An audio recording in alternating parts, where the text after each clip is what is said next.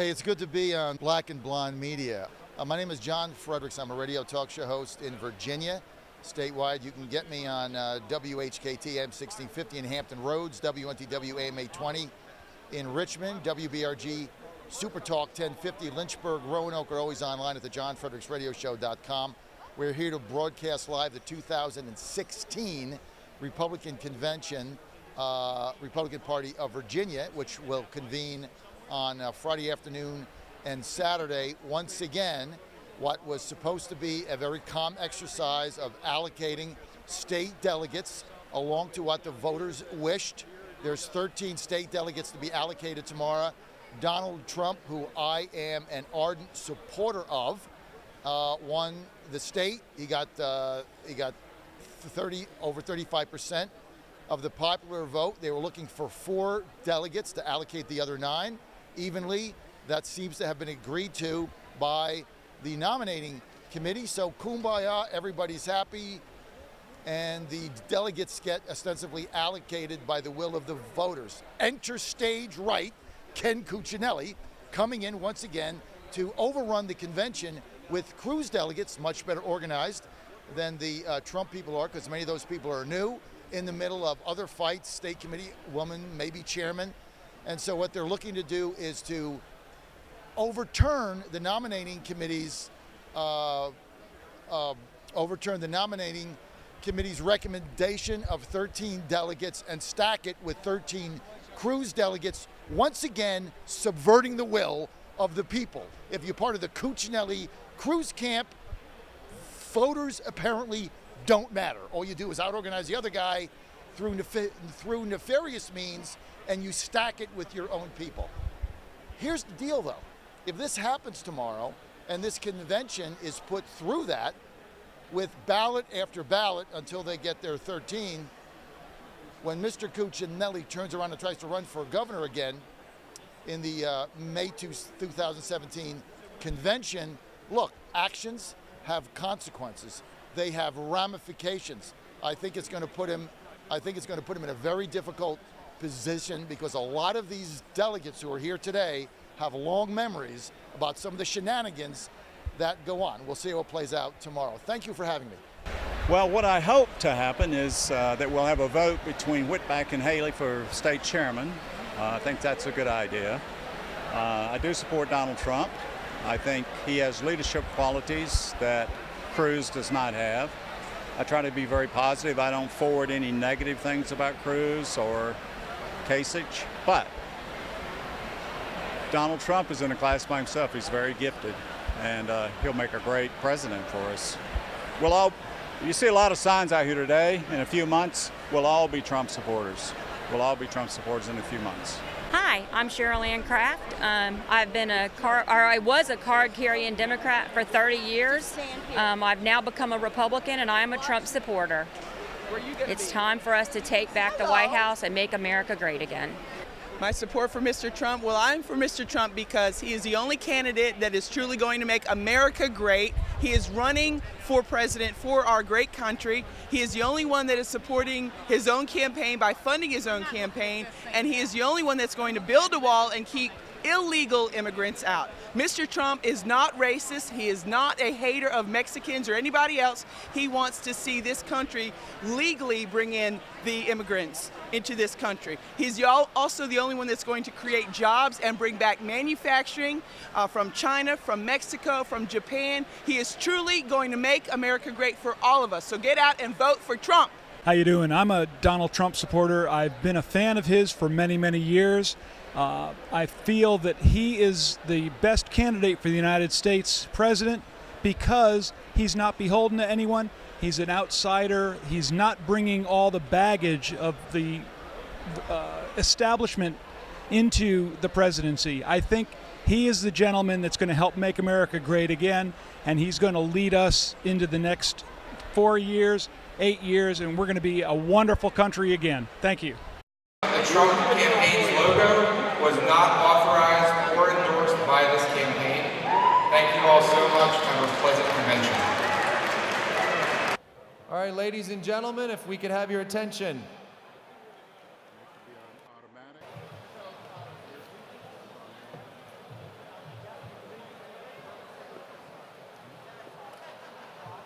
Ladies and gentlemen, we'd like to go ahead and get started.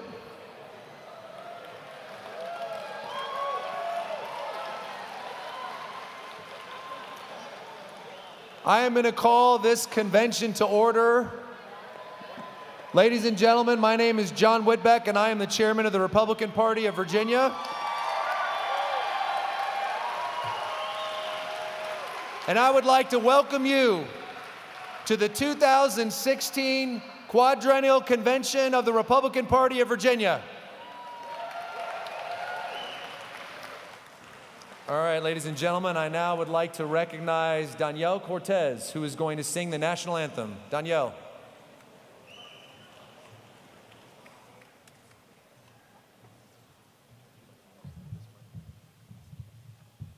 And to all Vietnam veterans, welcome home.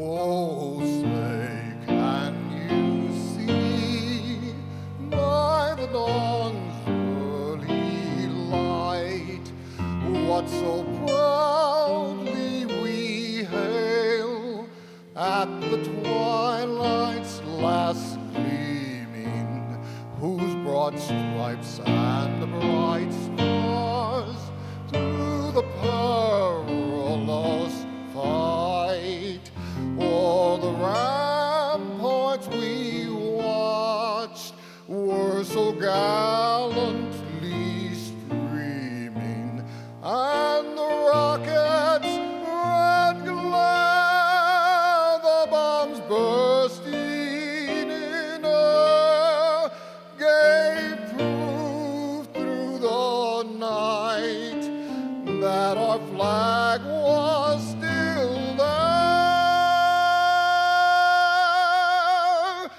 Oh, say does that star-spangled banner yet wave o'er the land of the free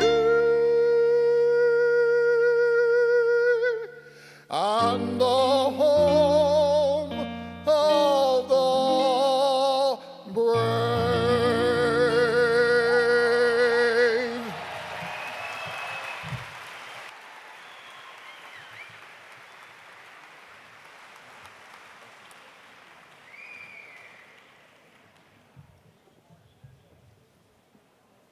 The next order of business is to elect a temporary chairman of the convention. The chair recognizes Morton Blackwell for a motion.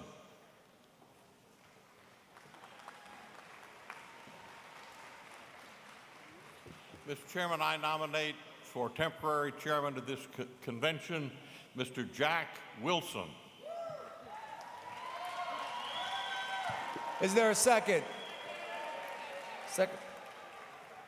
Are there any other nominations for temporary chairman?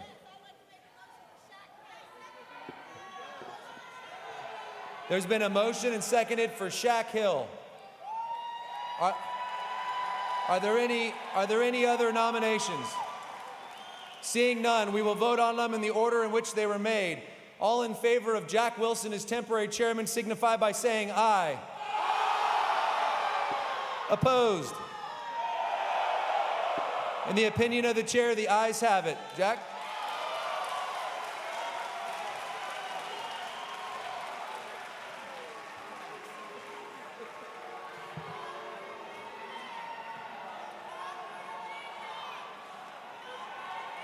Division. Thank you, Mr. Chairman. Thank you for the convention.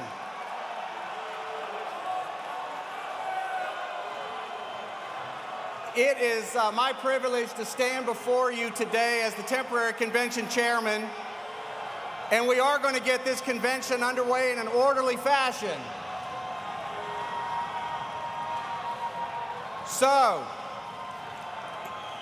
it has been my privilege over the last 8 years to serve as chairman of the 4th District Committee, and it is an honor to serve as the temporary chairman here today. The first order of business will be the election of a temporary secretary. And so the chair recognizes Matt Ames for purposes of a nomination for the temporary secretary of the convention.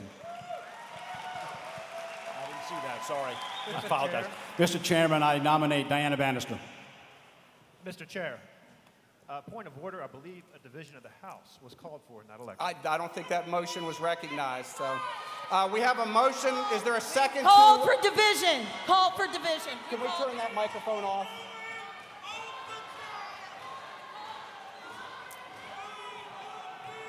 We have a motion for the nomination for the nomination of temporary secretary. It's been moved and seconded. Are there any other nominations for temporary secretary? Hearing none, the chair calls the nominations closed, and Diane Bannister has been elected temporary secretary of the convention.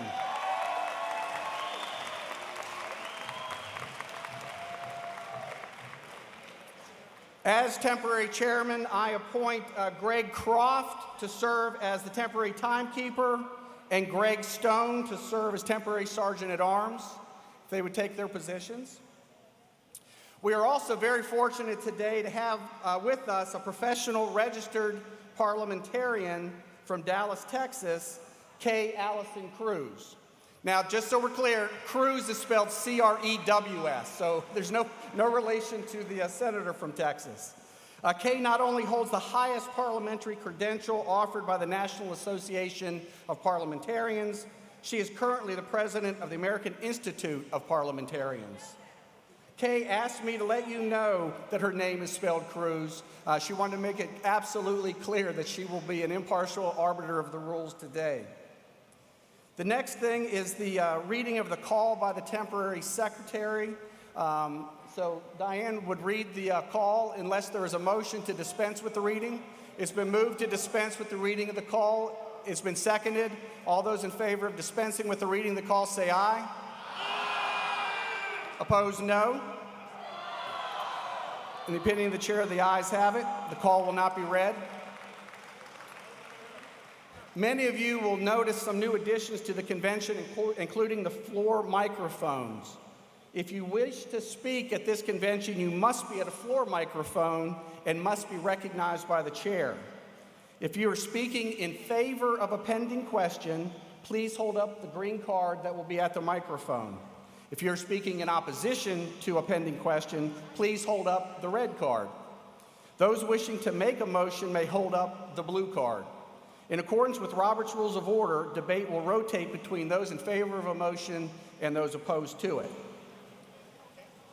At this time, we will hear from the Credentials Committee. The Credentials point of order? You need to be at a floor microphone to make a motion. At this time, the Credentials Committee will present. The Credentials Committee hears contests and challenges concerning the seating of delegates and alternates. The committee is also responsible for recommending. John, have the convention stand at ease for just a minute. The convention will stand at ease while I consult with the parliamentarian. The question of the election of the temporary chairman. The question is on the division of the election of temporary chair. Technically, that motion is out of order, but nonetheless, in the interest of seeing what we can do for harmony at the convention, we will go ahead and do that. So what we're going to do at this point, and I'm going to conduct it even though I guess maybe I'm not the temporary chair after all, it's going to be a rising vote on my nomination, Jack Wilson, to serve as temporary chair. So all of those, and it's going to be a rising vote. You must be a credentialed member of this convention, delegate to this convention, credentialed, and it will be a rising vote. And so all those in favor of my election as temporary chair of this convention, please stand with your credentials.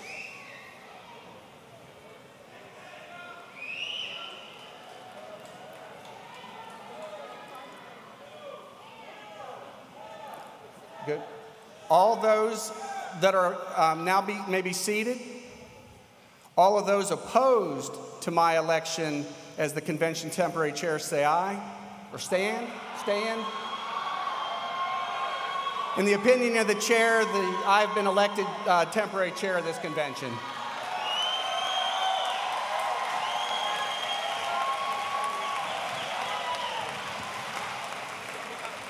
Okay, we will now proceed where we had left off, which is the Credentials Committee. The Credentials Committee of the convention hears contests and challenges concerning the seating of delegates and alternates. The committee is also responsible for recommending the permanent role of delegates and alternates who will serve for the remainder of this convention. The chair of the Credentials Committee, Eric Herr, will now give the committee's report. Eric?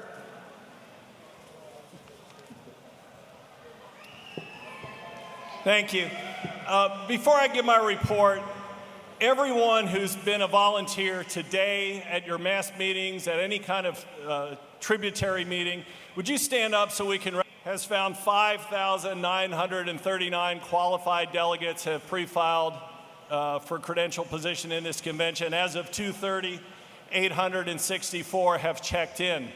A number of people, especially from Loudoun County and Fairfax County, we've got to sort out some administrative issues. The Credentials Committee will be reconvening at 4:15. What we've done is issued you guest credentials till we can sort that out with your unit leadership. So we would like the unit leadership, the Credentials Committee, and those people from Loudoun and Fairfax County and anyone else who has been issued a guest credential to come to credentials at approximately 4:15, and we will sort that out for you. And I move our report be accepted.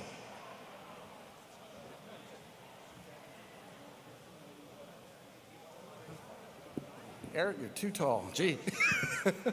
And then Curtis is coming up and I got to get a step ladder. The question is on the adoption of the credentials report. Those in favor of the credentials report say aye. Those opposed to the adoption say no. Okay, the ayes have it. The report is adopted. The Sergeant-at-Arms has requested that people clear the aisle. If they want to use the mic, they need to wait behind the stairs. Okay. The Sergeant-at-Arms has requested that people clear the aisles.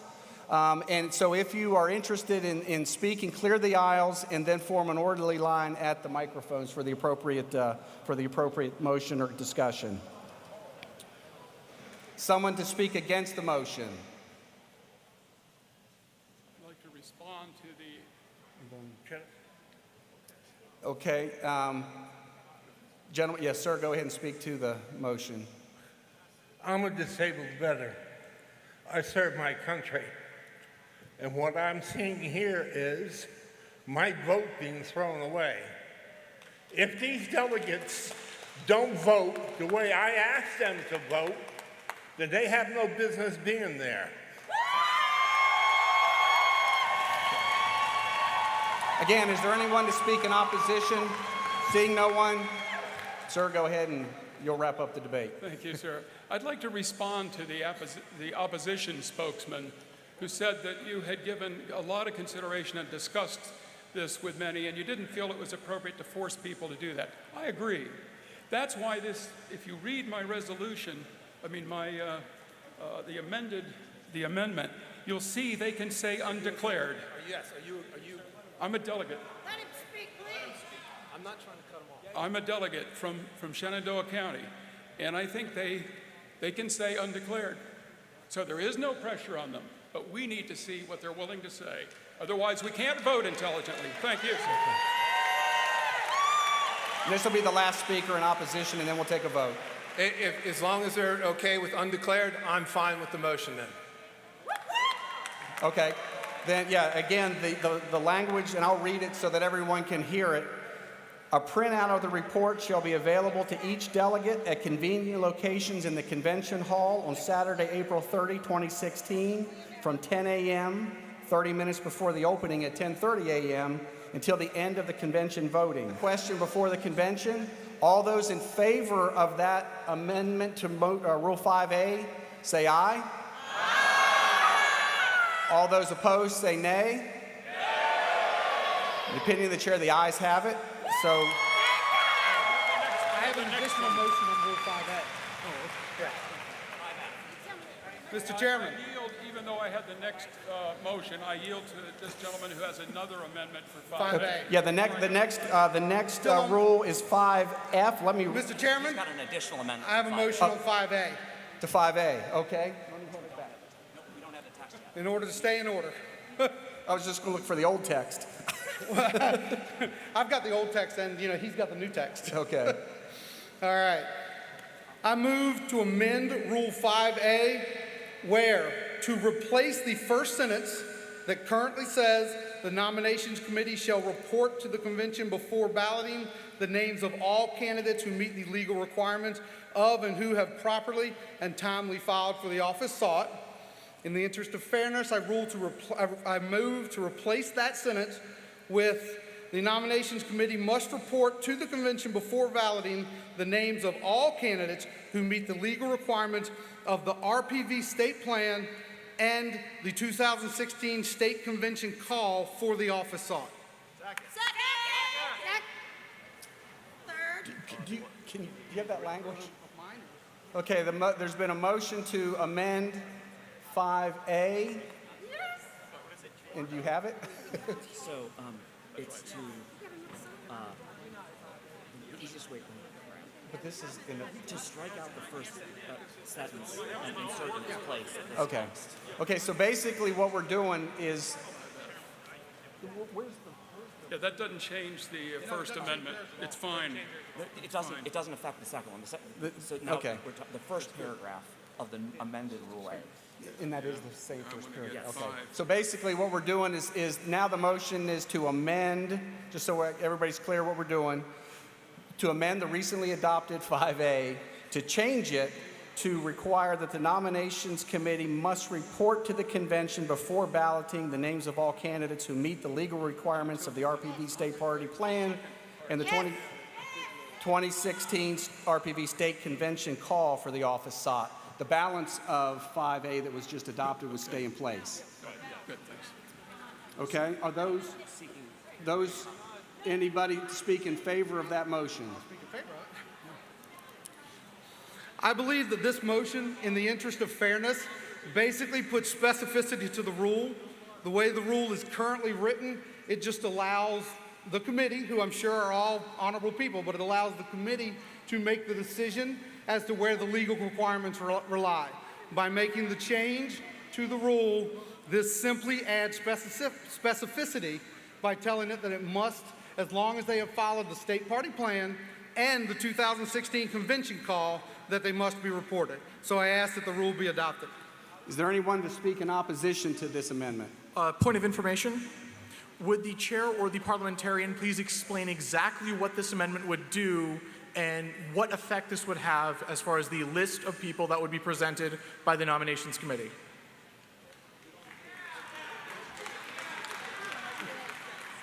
Yeah, I'm going to stand at ease. Let me consult with the parliamentarian so I can make sure I understand what the amendment does as well.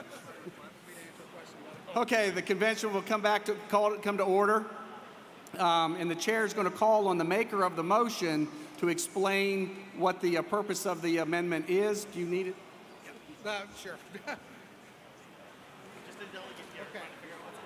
All right. The purpose of this amendment, for those of you who are unsure, is over the last while there has been some ambiguity as to who was nominated for particular offices. This motion gives it specificity to tell the nominations committee that as long as a candidate met the requirements of the party plan and the convention call, which as the call says is you pay your fee and you file your paperwork on time, then as long as you have met those requirements, then the nominations committee must report them as a candidate to the convention body and not just allow them to disqualify for whatever reasons. It must be done through the party plan and the call. Okay. Is that clear? And is there someone who wants to speak in opposition to that amendment? Actually, I have a request for information, Mr. Chair. If we amend Rule 5A as proposed, and it is in conflict with Rule 5C, how does that conflict get resolved since 5C has already been passed? Thank you, Mr. Chair.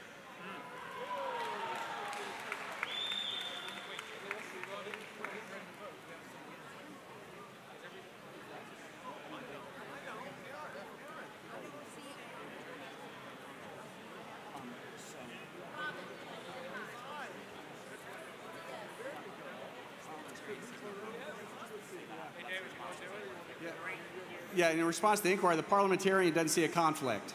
So though someone that wants to speak in opposition to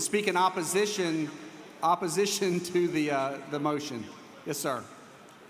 Yes, Robert Landrum from Loudoun County, a delegate. I want to remind the convention that the ultimate arbiter of the words in the rules is the convention itself, not the nominating committee. So if a conflict occurs, we can bring it up before the convention and resolve the convention at that time. So it's unnecessary to add extra restrictions to these words. These words give the power to the convention to do what is right, both in the letter of the law and the spirit of the law. Thank you. Okay. Anyone to speak in favor of the motion? I speak in favor of the motion. Sorry, I'm loud anyway. Can y'all hear me up there? That's what I'm talking about.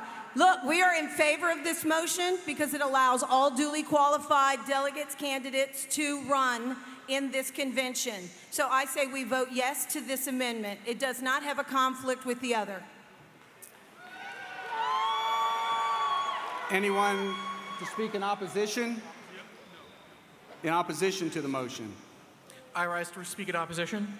As far as I understand it from the person who proposed this amendment, his purpose is already met by Rule 5A. Rewording it does not actually change anything, as all of the rules that he was talking about, all the criteria to be announced, are exactly what's currently in 5A. There is no point to continuing the debate and trying to pass this amendment because it serves no purpose as intended, and it may be instead manipulated to say something else at a later time.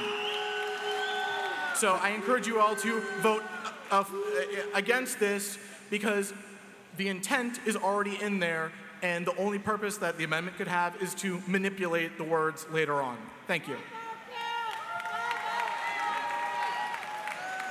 Anyone else to speak in favor of the motion?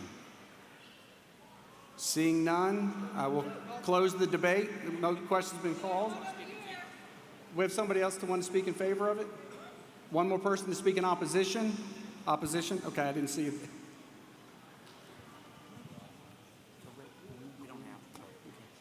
Go ahead. I just wish to remind the body that the Republican Party prides itself on being a party in favor of the rule of law. We adopted a call, and I believe that we should abide by the call as written and not change it in the middle of this stream. Do you want to speak to it? Can I just speak in favor of it? Speak in favor of it, yes. I have a very simple message. I speak in favor of it because, like the great Ronald Reagan, the greatest president of all time, once said, trust but verify. Okay, anyone else to speak in opposition to the motion? Chair recognizes the delegate. I speak in opposition because we don't want any parachute candidates in Cleveland. Why are we going to allow them here? People filed or they didn't. Get it done. Anyone else to speak in favor of the amendment? We have a duly qualified candidate. This is not about parachutes. It's about clarity and specificity of the word. And transparency is what America is about.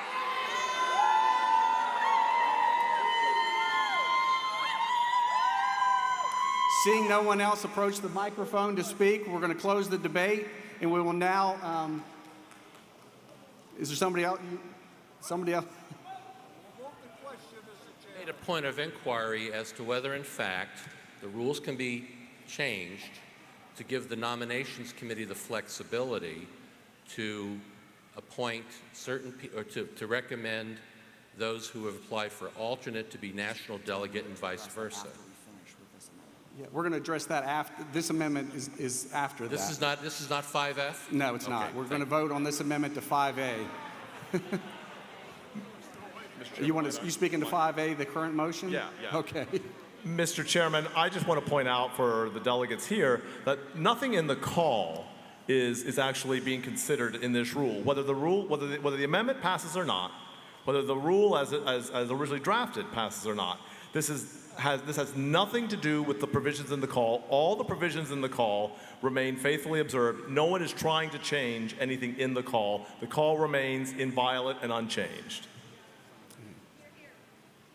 I move to call the question. Okay, the question's been moved and seconded to call the question. All those in favor of calling the question say aye. Opposed to calling the question say aye. Okay, the question's been called. Now the question is on the Amendment 5A that's been presented. All those in favor of the amendment signify by saying aye. All those opposed to the amendment signify by saying nay.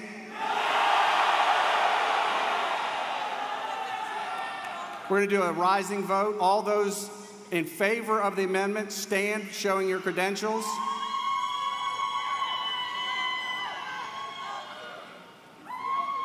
All those, you may be seated. All those opposed to the amendment, please rise, show your credentials. The noes have it, the motion is defeated. We will now move to 5F. No. Oh, that's true. We now need, we're now going to vote on 5A as your amendment, again, the amendment that we earlier adopted dealing with the alternate and national delegates. So the amendment that we're now voting on is 5A that was previously voted on as an amendment, and that will become Rule 5A. Objection, that was already passed. That was already passed. We have to adopt the whole rule. We have to adopt all Rule of 5A now, including your amendment. We're adopting the amended rule. Oh, I see. Yeah, so that's, so we're adopting Rule 5A as amended, dealing with the Credentials Committee reporting presidential preferences. So all those in favor of amended 5A, say aye. Aye. Opposed, no. Okay, we're going to do this again. We're going to do a rising vote. All those in favor, and give me the language of. So the original rule plus that paragraph. Okay, so here's what we're voting on, just so we're clear. It's going to be Rule 5A as amended shall read, the nominations committee shall report to the convention before balloting the names of all candidates who meet the legal requirements of and who have properly and timely filed for the office sought. And the amendment added to it is a printout of the report shall be available to each delegate at convenient locations in the convention hall on Saturday, April 30, 2016 from 10 a.m., 30 minutes before the opening at 10:30 until the end of convention voting. The printout shall be organized by office sought and shall contain the names alphabetically by last name and the city or county of residence. In addition, the printout of candidates for national delegate and for delegate/alternate shall indicate the presidential candidate each candidate intends to support at the national convention after the first ballot or may indicate undeclared. So that is the amended Rule 5A. All those in favor. Point of order. This is confusing because it's not like the first sentence is newly being offered. It was already there. All that happened was we amended it and that passed. If what you're now calling for, if what you're calling for now fails, you've just eliminated all of that rule. And that's the whole rule is gone. Well, no, the original 5 would stay in place. No, because the 5 amendment has passed. I'm going to let the that has passed. Okay. Excuse me, may I have your attention? My name, I'm short. My name is Kay Cruz, and I'm your professional registered parliamentarian. I am from Dallas, and I have no opinion on any matter before you here today. I will tell you, though, as a matter of parliamentary law, that what we've done is we've heard 2 primary amendments to main motion 5A. One of those was adopted, which was the one that you offered, sir. One of those was defeated. Now you have 5A as amended, which was just read to you by your chairman. 5A as amended has to be voted on together, and you are correct in your point of order. If 5A is defeated, then none of it is retained and all of it will be deleted. And if it is adopted, then all of it would be retained. So this is 5A, which reads, the nominations committee shall report to the convention before balloting the names of all candidates who meet the legal requirements of and who have properly and timely filed for the office sought. A printout of the report shall be available to each delegate at convenient locations in the convention hall on Saturday, April 30th, 2016 from 10 a.m., 30 minutes before the opening at 10:30 a.m., until the end of convention voting. The printout shall be organized by office sought and shall contain the names alphabetically by last name and the city and county of residence. In addition, the printout of candidates for national delegate and for delegate/alternate shall indicate the presidential candidate each candidate intends to support at the national convention after the first ballot, or may indicate undeclared. That is the question before you. Thank you. Point of inquiry, Mr. Thank you. Chairman. I'd like to know if the candidate, under your rule, if the candidate refuses to say what is going to happen. They can indicate undeclared. That's Thank you. That's in the amendment. Okay, so the Rule 5A as amended is before the convention. All those in favor of amended Rule 5A, please stand and show your credentials. All those, please sit down. All those opposed, stand. The ayes have it. We can now move on to Rule 5F. Do you have this one written as well? Okay. Thank you, Mr. Chairman.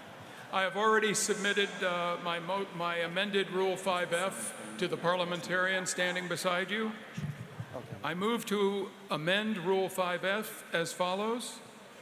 Add the following to the end of Section 5 nominations, paragraph F. Quote, when each slate is reported, either by the nominations committee or later from the floor, the nominees on that slate shall be presented in alphabetical order by last name, and each nominee on that slate shall stand and state his or her full name, city or county, and if that slate is for national delegate or for delegate alternate, each nominee shall also audibly declare the presidential candidate he or she intends to support at the national convention after the first ballot, or may say undeclared.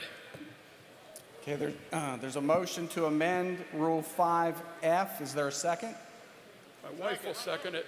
Okay, it's been moved. Precinct chairman of my precinct. It's been moved and seconded, so we'll proceed to debate. Would you like to speak to your motion? May I speak to my motion? Thank you. Just as we had the problem before of newcomers not knowing who these 80 people were, I mean, we know some of them, but not enough. There's a big difference. There's a big difference. Go ahead. It's a big difference just reading about this person as seeing him in person, standing there before us, looking us in the eye and stating who he is and who he stands for. That's why I think it's very important for us. Is there anyone here to speak against this amendment to Rule 5F? There's no one. Seeing no one move to podium to speak against 5F, we'll close the debate. Seeing no one else at the podium, all those in favor of amending Rule 5F as has been presented, please say aye. Opposed, no. In the opinion of the chair, the noes have it. The motion is defeated. Are there any other amendments to Rule 5F? If there are not, then we If need there to are- adopt 5F. Oh, that's right. Yes, I would like to make amendment. An amendment to 5F? Yes. Okay. I move to strike the last sentence of the first of the original rules and replace it with, and all candidates properly filed for delegate at large shall have 1 minute speech in which they will be considered together in a single election in which each delegate can vote for up to 13 candidates. The top 13 candidates with the most votes become delegates at large, and the next 13 alternates at large.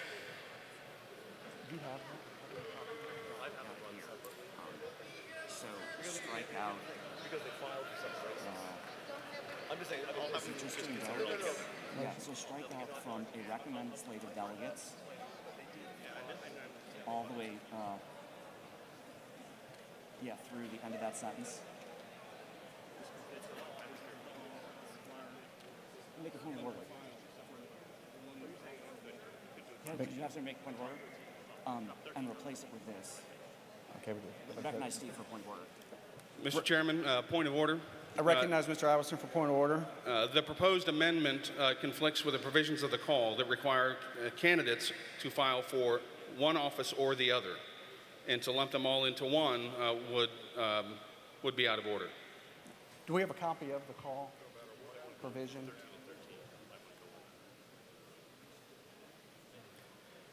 I'll wait for the decision of the chair. If the decision of the chair is that would be out of order, I'll have both elections separately.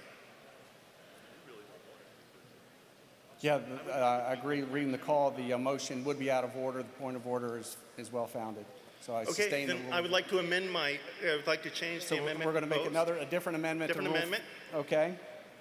The same as the first amendment, except there would be two separate areas, one for voting for delegates I need and one. specific language, sir. I Sir. mean, if we don't. Just a moment. All candidates properly filed for delegate large and alternate delegate at large shall have 1 minute speech and shall be considered in a single election. There shall be two sections, one for voting for delegates at large and one for voting for alternates at large. And the top 13 candidates for delegate should be elected, and those candidates that were not elected delegate and the next 13 for alternate at large shall become alternates at large. It's one election. There's two different parts. You can vote for delegates, you can vote for alternates. All the delegates, the top 13, become delegates. The alternates, anyone that didn't get elected a delegate, the top 13 become alternates. No, it's two separate offices. But ask him to reduce it to right. Yeah, we're going to need that in writing so that I can be able to read it and explain it to the convention. If you can get that in writing to me quickly, I'll be happy to take it up. We'll stand in recess for 2 minutes so you can write that down.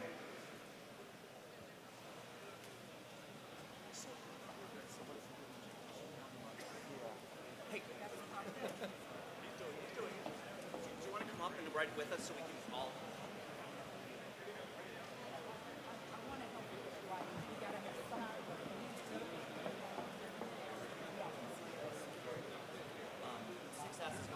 Success is going to be bigger, so we really can. We may as well.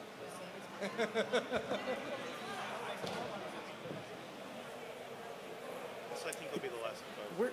Chris, where does this come I don't think it was anyone else. So 5F, We're striking the last sentence. strike from however. Okay, so we're amending the motion on the floor is to amend Rule 5F. And the motion is to, if you're looking at Rule 5F, the motion is to strike the last sentence of Rule 5F. Before the amendment, the one that's actually printed. The one that's printed. The one that's printed, right, yeah.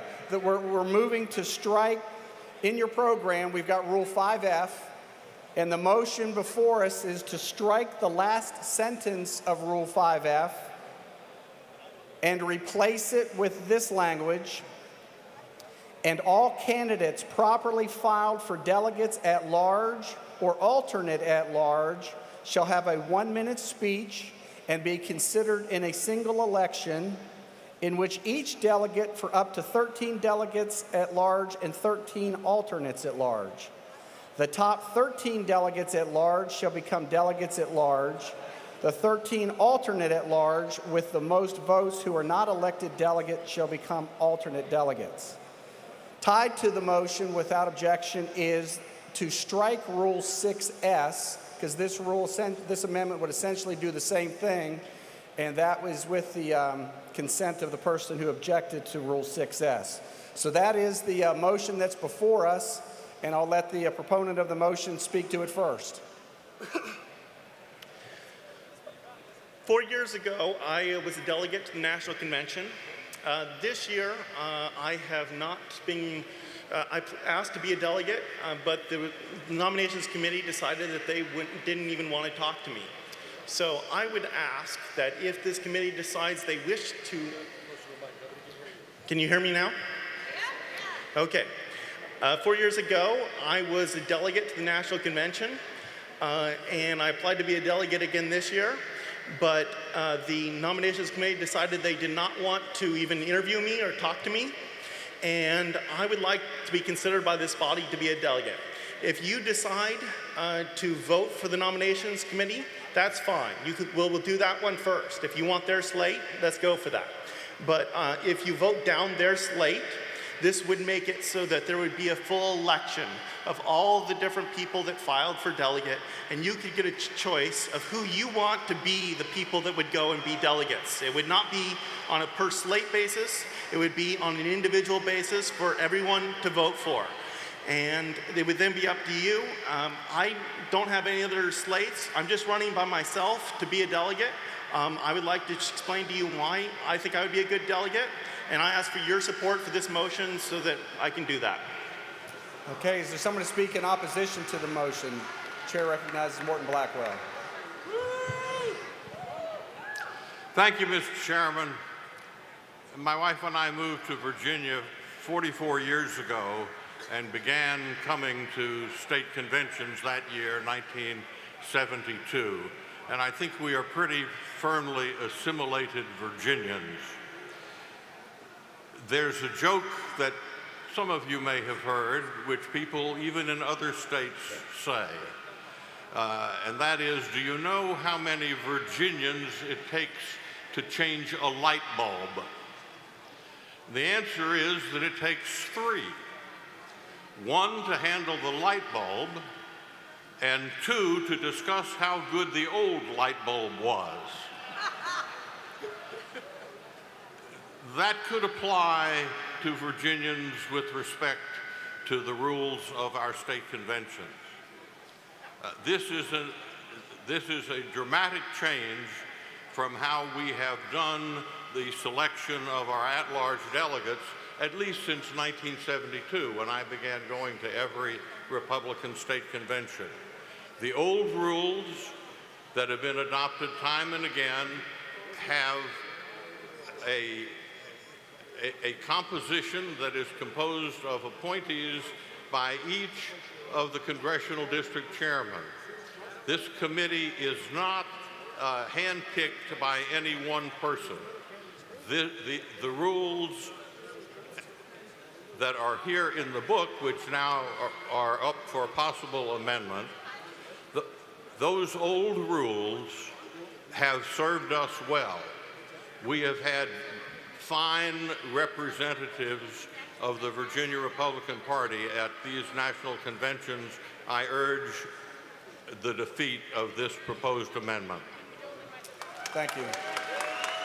Okay, is there somebody to speak in favor of the amendment? I'm going to let the proponent of 6S, who we're striking if this amendment. I was the one originally to request the pull of 6S, and I support this amendment because we, as the members of this convention, do not know what criteria the nominations committee used.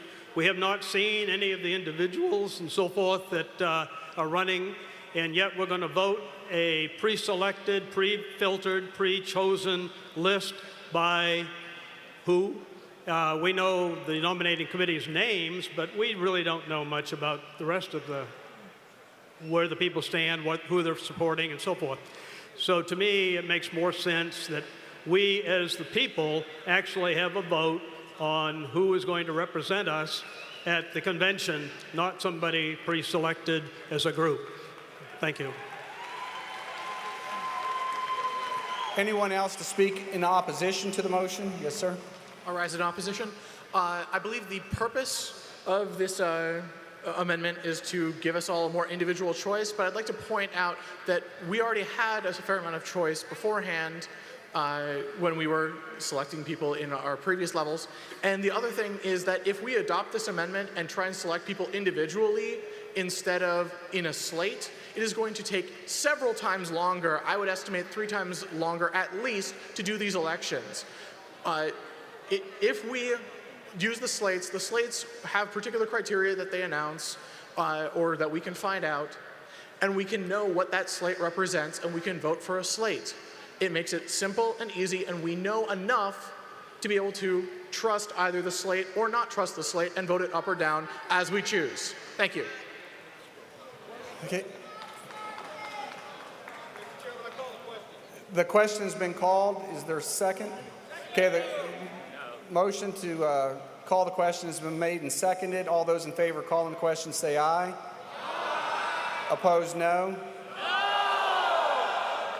The noes have it. We will continue the debate. We were in proponent of the motion. Yes, I'm in favor of this because if you do not pass this motion, then you nullify what you just did for 5A.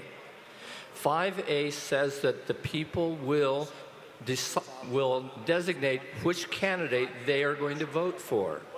As it is right now, a slate of candidates has been proposed and you vote for that whole slate.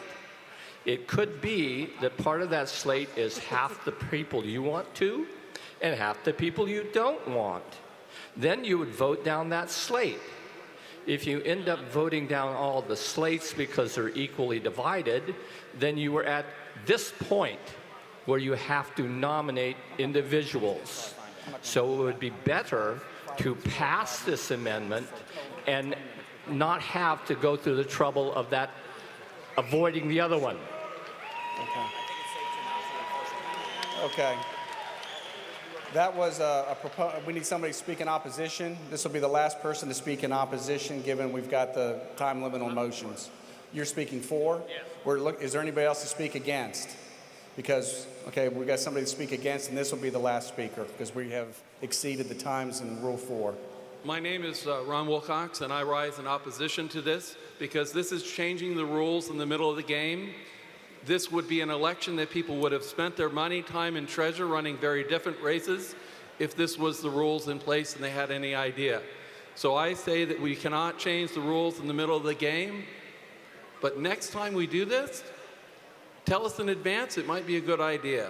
Thank you very much.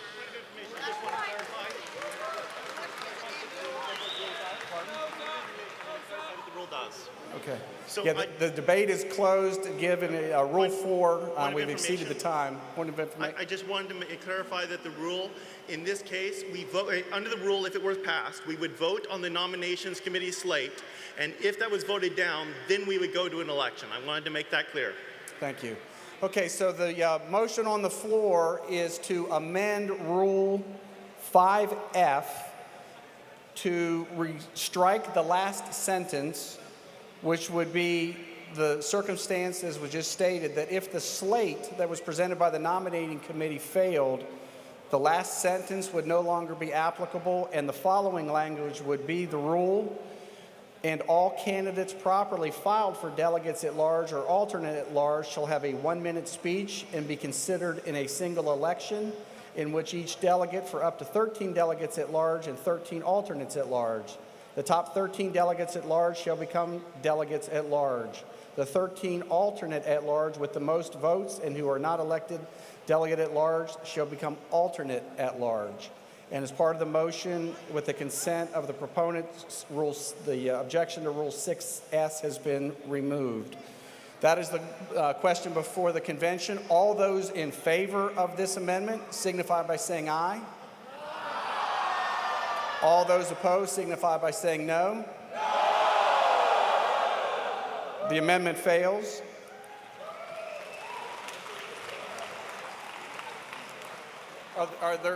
We're seeing no other any other amendments to Rule 5F. We will now vote on Rule 5F as presented from the Rules Committee. final adoption of Rule 5F as presented from the Rules Committee. All those in favor of Rule 5F as presented from the Rules Committee, say aye. Aye. All opposed, no. The ayes have it. And there are no other motions regarding the rules because 6F was... Mr. Chairman, I would like to move to reconsider the adoption of Rule 5C. Okay. Mr. Ray, I assume you're a proponent. You voted for the original unanimous consent? Yes, I did. I voted in favor of the original. Yes, I did. I did vote on the prevailing side. Thank you. Okay. This is a motion, and it's been seconded to reconsider the adoption of Rule 5C. To reconsider Rule 5C would require a 2/3 vote. I was told it requires a majority. It's only a majority, excuse me. That would require a majority vote. The motion here is to... Point of order. Yes, sir. Based on the rules that we've just adopted, Rule 1B says upon adoption of these rules, Run C, once adopted, none of these rules may be repealed, suspended, or amended except by a 3/4 vote of the delegates present and voting. Rule 5C has been adopted by this body and as such cannot be amended or repealed. Yes, you may. Point of order. Excuse me, I'd like to respond to that last point of order. I goofed up. I gave him wrong information, and you are correct. The rules that you have adopted do say that it will take a 3/4 vote, and I apologize to you and to Mr. Ray because I gave you wrong information, and that wrong information came from me. I apologize to the convention. Thank you. Okay, so we have another point of order? Further point of order. Would this motion not also be to reconsider the entire adoption of all of the rules except for 5A, because that is what we voted on in a block, was to adopt all of the rules?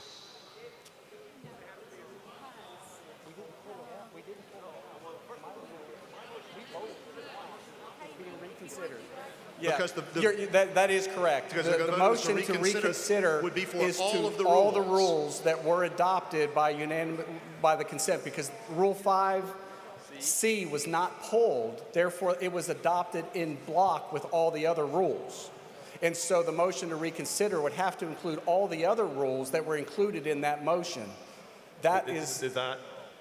Well, first of all, my motion was to reconsider, not to amend, repeal, or suspend. So I would submit that while the adoption of 1C, or whichever one it was, talks about the 3/4 requirement for amending, repealing, or suspending, my motion did not do any of those things. My motion was to reconsider 5C. Now, if it is necessary for me to move to reconsider all the rules, which I didn't think was necessary, but if that's the only way to do it, I will move to reconsider all of the rules. But then I want to point out that it's my purpose, if that passes, to only move to strike 5C. That's all we want. No, that's... I mean, that's what I'm trying to do. Okay. Yeah, but there's they say that's the only way to get it out. That's not true. To reconsider all the rules that are adopted. And if it's adopted, then we go to the call on that. She's about to. I mean, wait a minute. Ray's got an answer.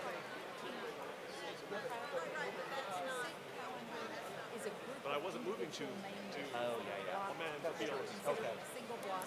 And so therefore, I think it is perfectly in order just to reconsider 5C. But if you reconsider by majority vote, Okay, here's, after consulting with the parliamentarian, Mr. Ray's original motion is correct, that all we'd have to do is reconsider the adoption of Rule 5C. The adoption, whether to adopt Rule 5C, whether we reconsider the adoption of it is by a majority vote. If there is then a motion to strike, change, do something with Rule 5C, it would require a 3/4 vote. So that is the question, and it's been moved. Is there a second? Point of order. Point of order. Rule 1A says the rules contained in Robert's Rules, normally revised, shall govern the convention in all cases where they're applicable in which they are not inconsistent with the state party plan, call the convention, and the rules adopted by the convention in that order of preference.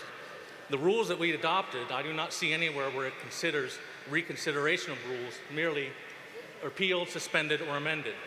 And essentially, that is where the rule can be reconsidered, which would be a majority vote. But to actually change the rule that we adopted will require a 3/4 vote. But now that we've adopted the rule, and these rules govern this convention, and they are the highest preference, there is no option in here that I see for reconsideration. But it doesn't cover, it doesn't specifically rule out reconsideration. When they are not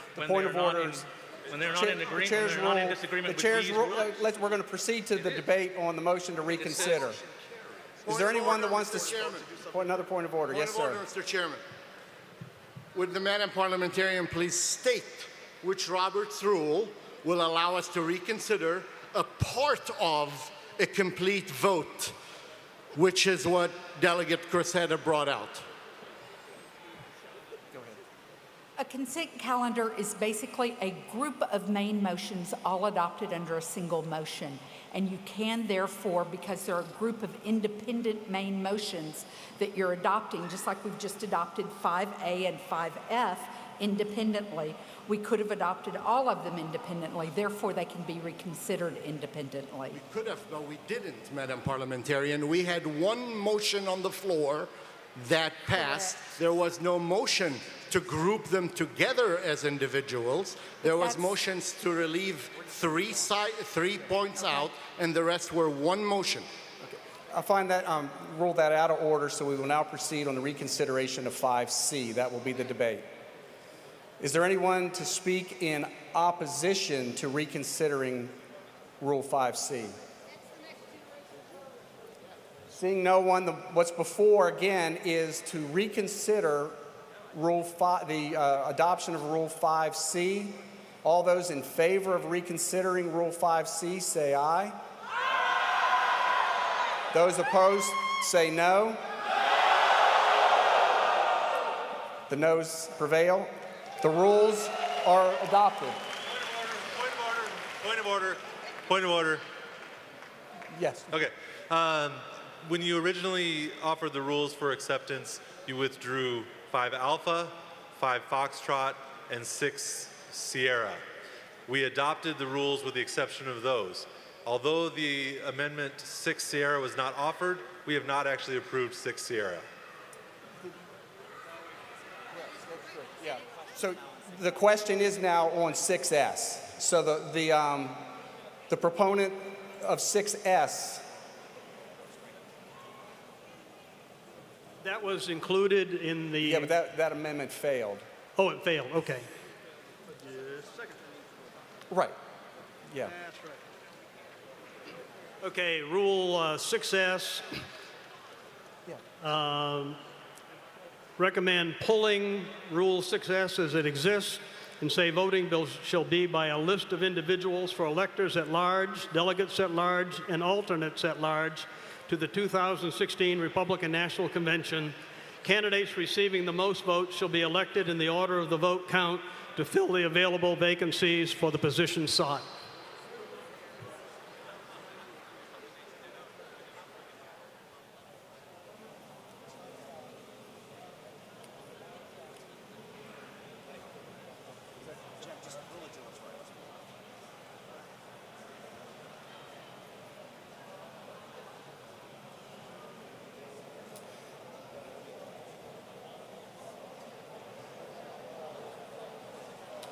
Okay, reading the proposed Rule 6S, it is consistent with the motion that was made with respect to Rule 5F.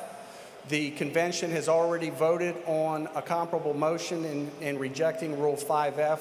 So this amendment to Rule 6S is out of order unless there's another amendment to Rule 6S.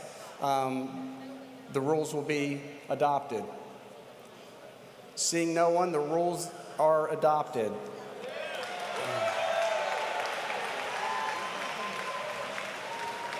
What time? 10:30. Yeah, okay. So this concludes the business of the day. So please be in your seats tomorrow morning, promptly at 10:30 when we will convene. Thank you very much for your patience as we work through this. And we look forward to seeing you tomorrow. Thank you very much for being here. I think the Republican Party makes a mistake whenever it restricts people's ability to participate. I think you ought to have the maximum possible participation. Unfortunately, I think there are some people in the party, unfortunately, and some of them in influential positions, who really have a cookie-cutter mentality about who they want involved and who they want to participate and how they want that person to think. And if you don't meet those criteria, somehow you find yourself excluded. I think it's a big mistake for the future of this party, and I'm working to try to end that, frankly.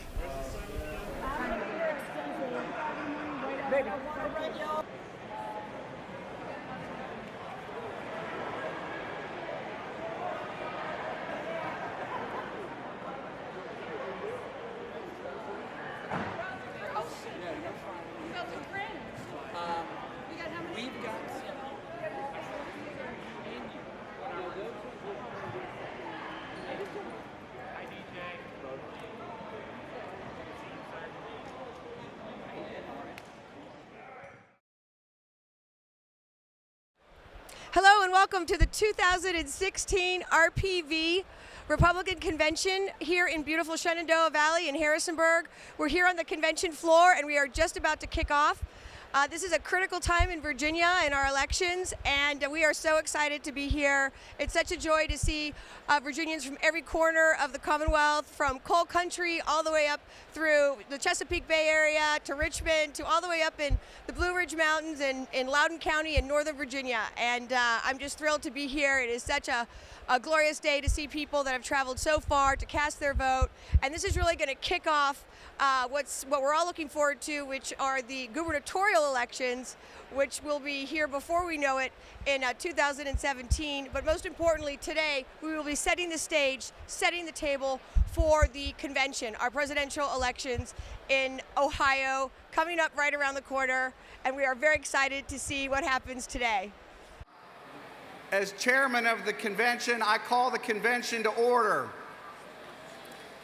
Thank you all for being here. We will start with our invocation from Travis Witt. Travis.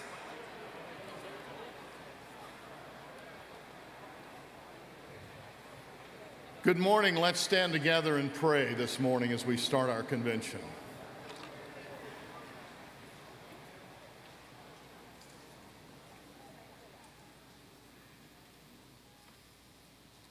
Let us pray. Father, as we continue to remember our need for you, may you remind us that our nation was founded on principles that honor you and respect others. And Father, may we today use our time wisely, because we believe you have called us for such a time as this. And that time is to make a difference in our land, to make a difference in our state, to make a difference in our locality. Strengthen us as we return to our localities to continue to make the difference, to make this nation strong. Father, for all of us who leave, may we be willing to lay aside differences and work together to make sure that godly and good men and women are elected to office in this nation this year. Father, for this deliberation and our time together, we ask your blessings upon it, and as we leave, may we always live our lives in such a way that we bring honor and glory to you and a blessing to someone else. In Jesus' name we pray, and all of God's children together said, amen. At this time, it is my privilege to call on former combat pilot Shaq Hill to lead us in the Republican Creed. Shaq? Chairman. Thank you. As we pull out our Republican Creed, I'd like to specifically say this for my two boys who are in the United States Army. They represent the fourth generation of my family serving in uniform to protect us. Thank you. We believe that the free enterprise system is the most productive supplier of human needs and economic justice. We believe that all individuals are entitled to equal rights, justice, and opportunities, and should assume their responsibilities as citizens in a free society. We believe that fiscal responsibility and budgetary restraints must be exercised at all levels of government. We believe that the federal government must preserve individual liberty by observing constitutional limitations. We believe that peace is best preserved through a strong national defense. And we believe that faith in God, as recognized by our founding fathers, is essential to the moral fiber of the nation. Thank you, ladies and gentlemen.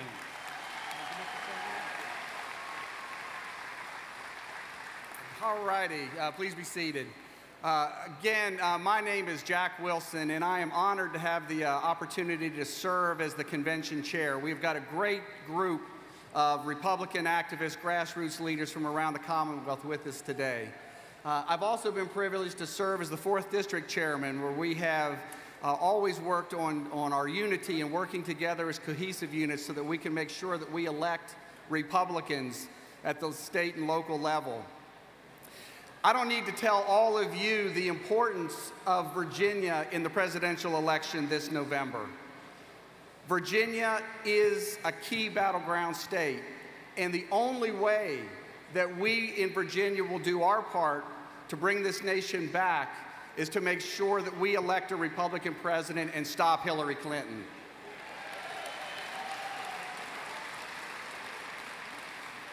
Now, as the convention does, and we are culminating some very hard-fought campaigns, and those campaigns will end today. And there will be some happiness and there'll be some disappointment, but that is the electoral process that we have.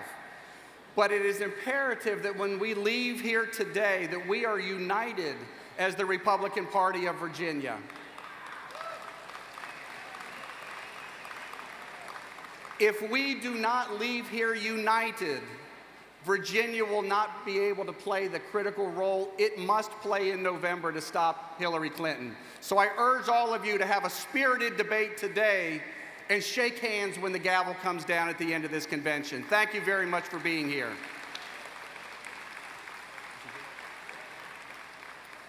We are very privileged today to have a number of Republican leaders from around the Commonwealth to address this convention. We will hear from many leaders in our party, and we are privileged, first of all, to have former governor, past Republican National Committee chair, and presidential candidate Jim Gilmore with us. Governor.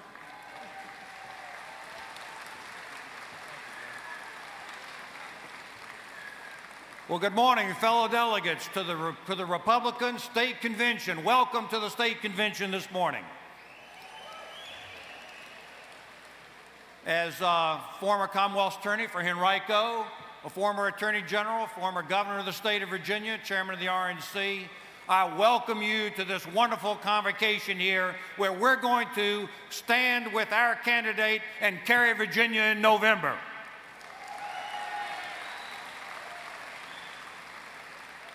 I want to be sure everybody here sees the former First Lady of Virginia, my wife Roxanne. Roxanne, please stand up. Hope everybody gets a chance to see her. Well, after 8 years of Barack Obama, it's perfectly clear that the people of the United States are ready for a change, and our candidate will give that change. Now, as many of you all know, I've been on the campaign trail myself for the last 2 years. I've tramped through the snows of New Hampshire and the hot weather of Florida on this campaign, and well, I got to tell you the truth, folks. I've said some not so pleasant things about Hillary Clinton on the campaign trail. The truth be known, and she kind of noticed because she sent me back an email, and I read the email, and at the bottom there were a couple of little warnings at the bottom.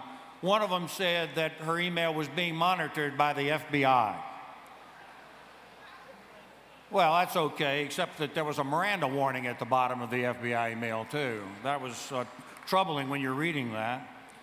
And the second disclaimer was it said it was being monitored and watched by the KGB, so I thought that wasn't so great. We'll also see that Bernie Sanders is spending millions and millions of dollars on the next primary races. Have you noticed? Millions, not bad for a socialist, not bad. But I noticed that Hillary Clinton isn't spending anything on the primary races.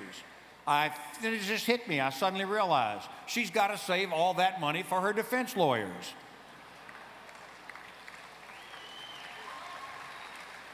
Well, listen, I know that some of us are some candidate and some for the other, and I understand all that. But one thing is for sure. We are united today in our absolute certainty that Hillary Clinton must not become the President of the United States.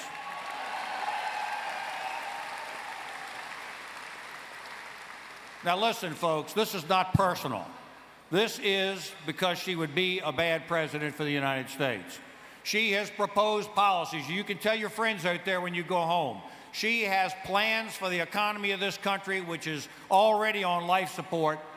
And she has tax plans. She would add more taxes in on businesses and investment and people out there. She would actually reduce the economy of this country by 1%. Her programs would reduce jobs in this country by 311,000.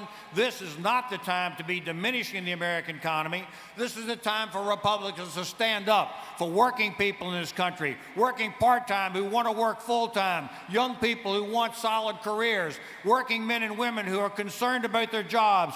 We Republicans stand for growth of the economy, not the Democrats and not Hillary Clinton.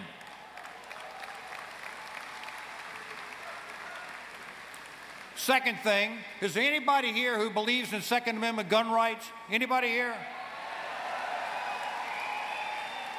Well, I'm on the board of the National Rifle Association, folks, and I got to tell you, there is no more enemy of the Second Amendment of this country than Hillary Clinton, and we're not going to allow our gun rights to be taken away.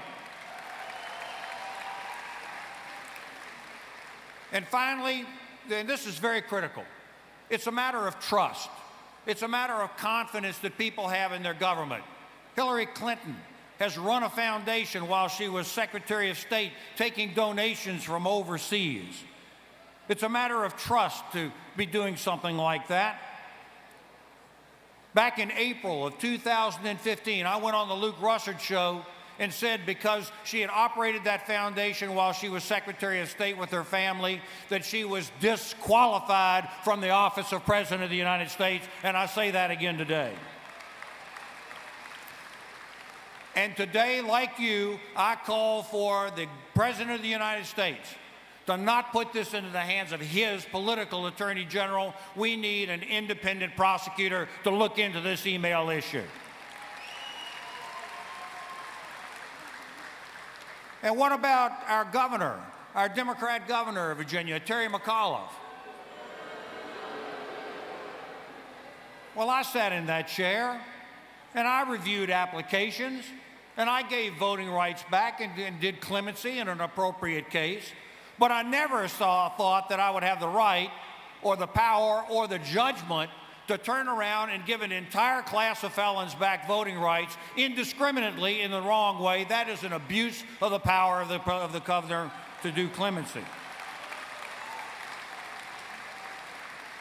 And ladies and gentlemen, when the governor says that the prosecution system, that the criminal justice system of Virginia, defense counsel, prosecutors, police officers, circuit judges, appeals judges, are convicting people on the basis of race, I tell you from my experience in the courts and in the law system of Virginia for most of my life, the idea that we would be convicting people on the basis of race is a lie. And I will say so tomorrow in an op-ed piece in the Richmond Times-Dispatch. And what about our two Democrat senators from Virginia, Tim Kaine and Mark Warner? We've got a weakened national security. Tim Kaine's on the Armed Services Committee. I don't know what Mark Warner does. I don't think they do anything up there in Washington, D.C., except be reliable votes for President Barack Obama. And it's time for a change in the United States Senate as well. Now, folks, Chairman Whitbeck has asked me to chair the Team Virginia program for 2016 in Virginia. And this is a program that RPV is doing in partnership with the National Party that's hiring people full-time to gather up volunteers for Team Virginia. This is an opportunity to volunteer and to manage other volunteers and to get the job done.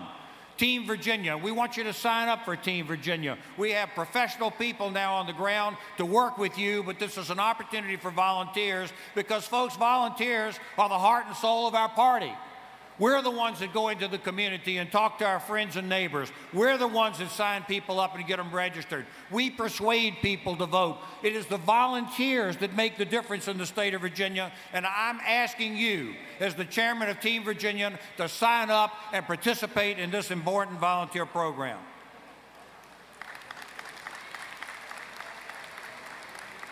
So, folks, I want to say to you this.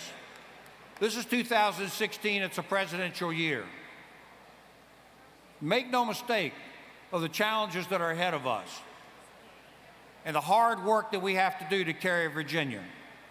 Ladies and gentlemen, this is a heavy responsibility. The Democrats have lots of ways that they can win the presidency, but the Republicans can't win unless we carry Virginia, and that is a heavy responsibility. It's essential that we carry Virginia. So, ladies and gentlemen, let's get out there and meet that challenge, meet that responsibility, and make sure we carry Virginia for our candidate in 2016. Thank you for the chance to be here with you today.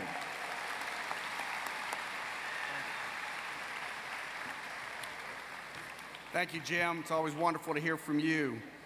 Next, we are privileged to hear from former Republican of our Party of Virginia Chair and former United States Senate candidate Ed Gillespie. Ed? Thank you. Thank you all so much. It is so great to be with so many friends here in Harrisonburg for our annual party convention. Before I talk about the races that we have in front of us, I do want to talk about a couple that are behind us. In 2014, when all of the experts said that I had zero chance to even get close in that Senate race, all of you here had faith and you knew better, and Kathy and I just want to thank you for all of the hard work we did together in 2014. We got close. And last year, those of us here in this hall, we fended off an absolute onslaught of millions of dollars of outside group spending from liberal interest groups to make sure we could hold on to our Republican majority in our state Senate. Thank you for that effort. Now we have two very important elections in front of us, beginning with this year's. Friends, there is no path to the White House for a Republican nominee without Virginia.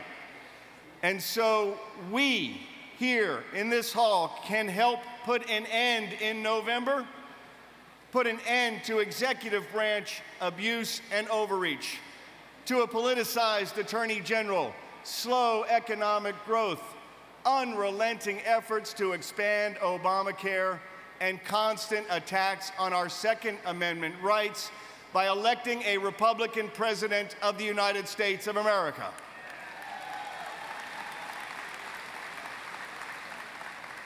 And next year, in our statewide races, we can put an end to executive branch abuse and overreach, to a politicized attorney general, to slow economic growth, to unrelenting efforts to expand Obamacare, and constant attacks on our Second Amendment rights by electing a Republican Attorney General, a Republican Lieutenant Governor, and a Republican Governor of the Commonwealth of Virginia.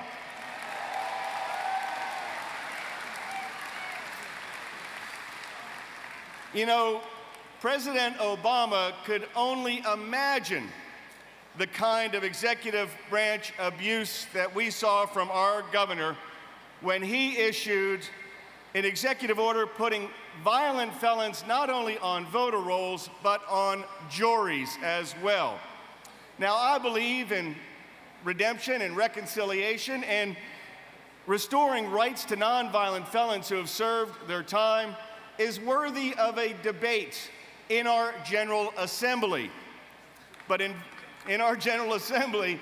invoking an executive authority that previous governors all said does not exist to benefit the most violent criminals in the Commonwealth is an affront to every reasonable Virginian. And get this, just 2 weeks before he issued that order that seems in clear violation of our Constitution, the governor vetoed a bill that had bipartisan support in our House and our Senate. My friend Scott Linghamfelter led the effort to allow for retired police officers who are working as guards in our public schools to have the right to carry a firearm. He vetoed that. This administration thinks it's a good idea to allow for convicted rapists to sit in judgment in a rape trial, and a bad idea for a retired policeman protecting children in a school to be able to carry a firearm. Think about the logic of that. Republican policies will make Virginia safer, and they will make us more prosperous. We will create jobs, raise take-home pay, and help people lift themselves out of poverty with our policies, because our party's creed is exactly right. The free enterprise system is the most productive supplier of human needs and economic justice in the history of the world. Sadly, under the McAuliffe administration, Virginia's economic growth has slowed to a crawl. In 2014, it was 0. We were 48th out of 50 states, bottom 5. With our vast natural resources, with our fertile lands, our ports, our people, our colleges and universities, our natural beauty, and our historic landmarks, when it comes to economic growth, Virginia should be top 5. And we can be. We can be. With policies based on our constitutional principles of limited effective government. But to enact those policies, we must first win elections. Because for the first time in over 40 years, Republicans don't hold a single statewide office. Folks, it is time for us to unify and get principled conservative leadership back to Richmond. It is time for a positive policy agenda to create jobs, get government out of our way, and protect our fundamental freedoms. We in Virginia have always been on the front lines since our very founding of the fight for freedom and liberty, and we are there again now. And I would like to ask you to please join me in that fight. We want to ask you to go text my name, Ed, E-D, to 313131. Text Ed to 313131 and join our fight. We can win this year. We can win next year. We must win this year. We must win next year, and we will do so working together. Thank you for all you do for our Commonwealth and our party. God bless you. God bless the Commonwealth of Virginia, and God bless the United States of America. Thank you very much.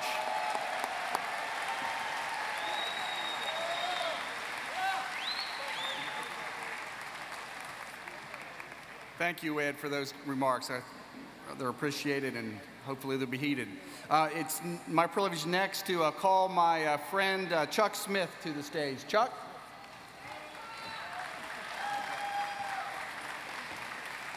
Are we ready to get rid of Mark Herring? Well, good morning, Americans. Good morning, Virginians. My name is Chuck Smith, and it is my great honor to be with you here today. Well, the cat is out of the bag. It's official. I'm a candidate for Attorney General of Virginia, and I've got good news. I'm running for Attorney General on the message of the Constitution, American spirit, courage, and faith. I'm running to help turn this ship around. I'm running on the Constitution of the United States of America, the Constitution of the Commonwealth of Virginia, because I believe the office of the Attorney General is more than just the moral compass of the laws. The office of the Attorney General is the constitutional conscience of government. And you can't represent the agencies, the boards, the commissions, if your moral compass and your constitutional conscience are out to sea. And any time a Virginia Attorney General picks and chooses from the Constitution only parts of it that he will represent and defend, while the people are subject to all of it, confirms a government which is not just out to sea, but lost at sea. If you want somebody to defend the Constitution, choose a Marine. That would be me. I took an oath. I enlisted in the Marine Corps in 1970 at the height of the Vietnam era. If you want someone to defend the Constitution, all of it, the First Amendment, Second Amendment, Fourth, Fifth, Eighth, and 10th Amendment, pick a Navy JAG. That would be me. I took an oath. I retired as a Navy JAG commander after 26 years of combined military service, representing officers, enlisteds, serving as a prosecutor, a special United States service attorney, and also a command services attorney. If you want somebody to defend our Constitution, someone with nearly 4 decades of trial experience, that would be me, Chuck Smith, someone who will stand up for law enforcement, stand down to back actors, and serve with integrity. My fellow Republicans, we have a lot of work to do, but we can right this ship. We can raise up this anchor. We need to stop choosing that shiny penny that loses its gloss every time it gets in office. That tree does not bear fruit. We need to stop choosing the good old boy, the good old girl, connected to the good old ways of the good old days. That tree does not bear fruit. We need to stop choosing the love of money. Money, has it ever worked for us? Isn't the love of money the root of all evil? It's greed, one of the 7 deadly sins. Isn't the fact of money what got us into this mess in the first place? Our elected officials homesteading in office, building nest eggs for themselves and for their financial wealth without building nest eggs for their conservative faith. My fellow Virginians, we need to turn this thing around. We need to pick somebody from the very soul of Virginia, S-O-U-L, somebody from the grapevine of the vine of our conservative faith. We need to choose someone tested on the training fields of Paris Island, Camp Lejeune, Camp Pendleton, Camp Margarita, Camp Hague, Camp Hansen. We need to choose someone tested in the courtrooms of the largest naval installation in the world. If you want safe schools, I want safe schools. You want safe communities, we want the same thing. To that mother or father, struggling to put food on the table, against the discipline of a constrained budget while the government of the country that we love taxes and spends as if into eternity, that needs to stop. To that family struggling to pay for groceries against the high cost of food prices, that needs to stop. They've been saying for years, raise the economy, not the government. Grow the economy, not the debt. Grow the economy, not the rhetoric. If there is to be strength for tomorrow, it will be found in our children, many of whom are trapped in failing schools. We've been saying it for years. We need teachers that teach, parents more involved in the curriculum, and administrators and educators more focused on books, education, faith, and supplies rather than just bricks and mortar. We don't need more laws. We need to enforce the laws we've got. We don't need more refugees. We need to take care of the citizens we've got. For once, I'd like to hear an attorney general or a president, for that matter, say these words. This is my land, land that I love. But not only that, this is our country, land of our birth. This is our country, grandest on earth. I pledge thee my allegiance, America, Virginia the bold, for this is our country to have and to hold. God bless you. God save the Commonwealth. God bless America. Chuck Smith for Attorney General.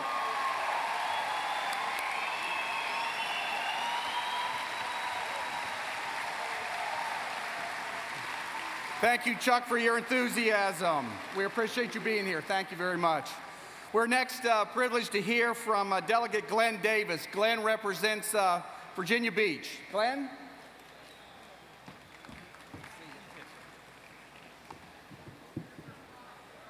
Good morning, Republicans.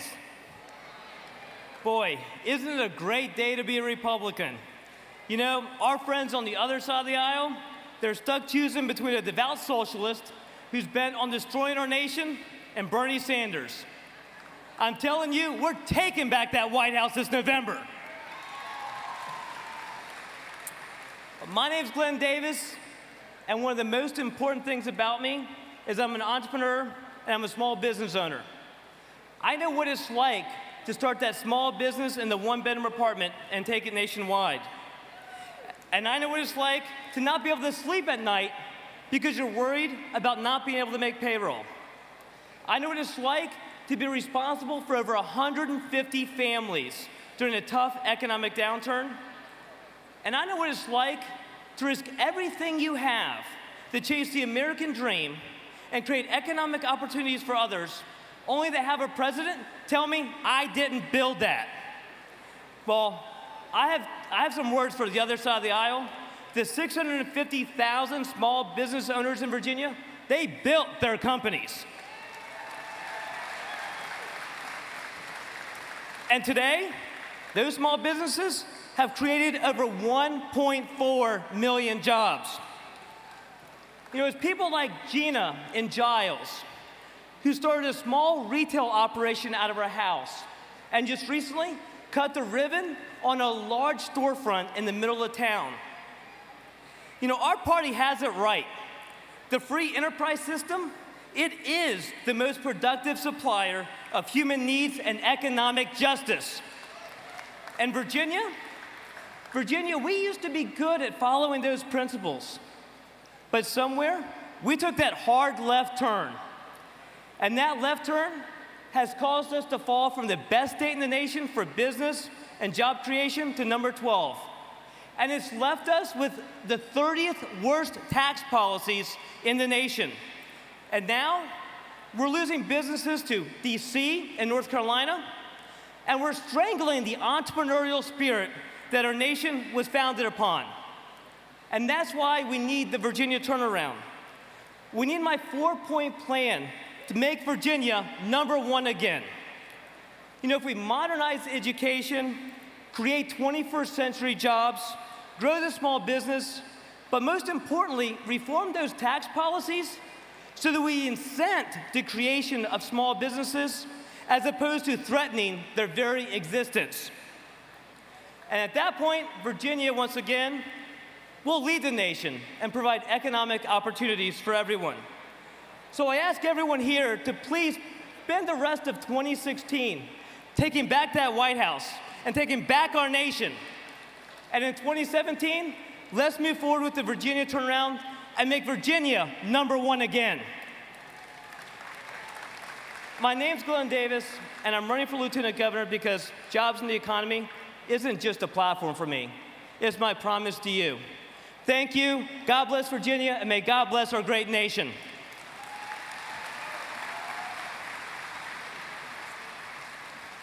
Thanks, Glenn.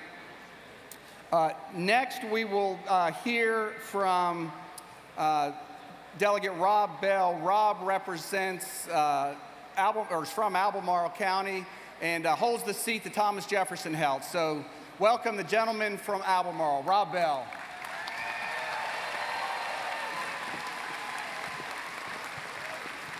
All right. So my name is Rob Bell. I'm running for Attorney General, and the question is, are you happy with Mark Herring? He's running for re-election. Does he deserve 4 more years? Okay. So let's just look at his record. First thing he does, he gets elected. Our Virginia Constitution is being challenged over the marriage amendment. He doesn't defend the Constitution, switches sides, and challenges our own Constitution. That's number 1. Boo, that's right. Number 2, the EPA comes out with regulations to shut down our coal industry. 24 coal-producing states sue to stop the EPA. Mark Herring files briefs in favor of the EPA. That's number 2. Number 3, we have a photo ID law thanks to the hard work of Mark Obenshain. That's right. That law has been challenged by the Democrats, and Mark Herring said, "Oh no, I can't defend it. We are hiring lawyers at $100,000 cost of your tax money to do the job Mark Herring was elected to do." That's number 3. Number 4, the case came before the Supreme Court about mandatory union dues, even for people that aren't in the union. Mark Herring said the official Virginia position is in favor of mandatory union dues. That's number 4. Number 5, on concealed carry permits. They're reciprocal with other states, but Mark Herring took away reciprocity for 25 other states. It was so outrageous that Terry McAuliffe himself worked with us to fix it. That's number 5. Number 6, he made it harder to regulate abortion clinics. Number 7, for illegal immigrants, he said we'll make it harder to deport them, and that while they're here, they can get in-state tuition. And number 8, last Friday, he told Terry McAuliffe it was okay to bring 200,000 felons their civil rights back. Doesn't matter if they are repeat offenders, if they're violent, doesn't matter if they paid their victims back, and it's not just voting rights, it's jury rights. Ladies and gentlemen, I have 5 words to say to Terry McAuliffe and Mark Herring and anybody who would put violent felons on a jury. We'll see you in court.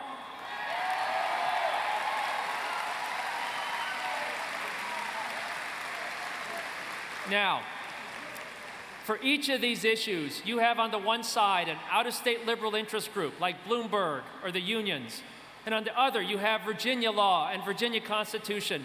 Your lawyer keeps picking the other side. Ladies and gentlemen, it's time to get a new Attorney General.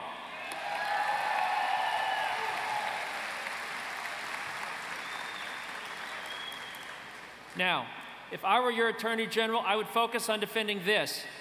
This is our Constitution. And if you want to know how hard I'll fight for the Constitution, I'd ask you to look at that property rights amendment from a couple years ago. Because the Supreme Court said that the government can use eminent domain to take your property and give it to a developer. It was outrageous. I was the House author, along with Mark Obenchain and Ken Cuccinelli, on a constitutional amendment to fix it. But it failed. Failed the first time, brought it back. Failed the second time, brought it back. Failed the third time. And there were plenty of people who said, 3 strikes, quit. But we didn't quit. With the help of a bunch of you in this room, we brought it back a 4th time. We got it out of committee by 1 vote. It passed the House, passed the Senate, and you put it in the Constitution. Thank you.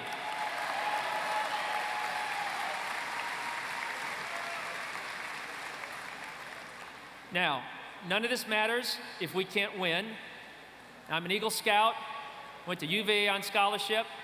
I keep getting elected to a district near Charlottesville, so I know how to work hard. But I need your help. Please, we're going to be passing out sign-up sheets. Join the campaign. Let's send Mark Herring home and take our Commonwealth back. Thank you.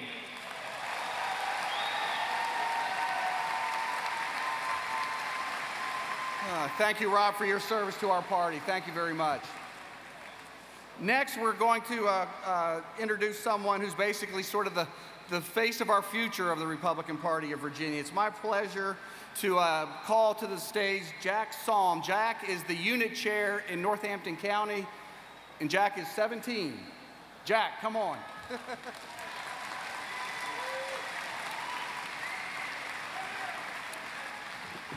Good morning. My name is Jack Salm. I'm the unit chairman of the Northampton County Republican Party unit. I'm 17 years old, and my birthday is 3 days before the election, so I am good to vote in this election.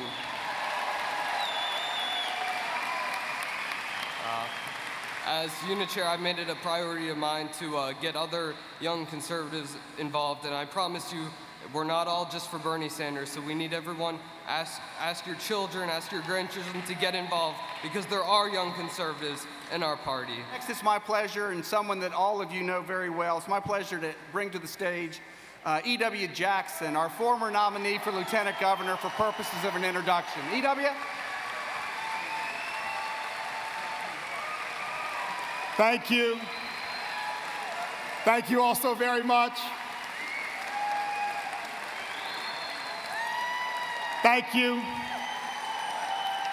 3 years ago, at another convention, you honored me to make me your nominee for Lieutenant Governor. I will always be grateful for the privilege that you gave me to serve.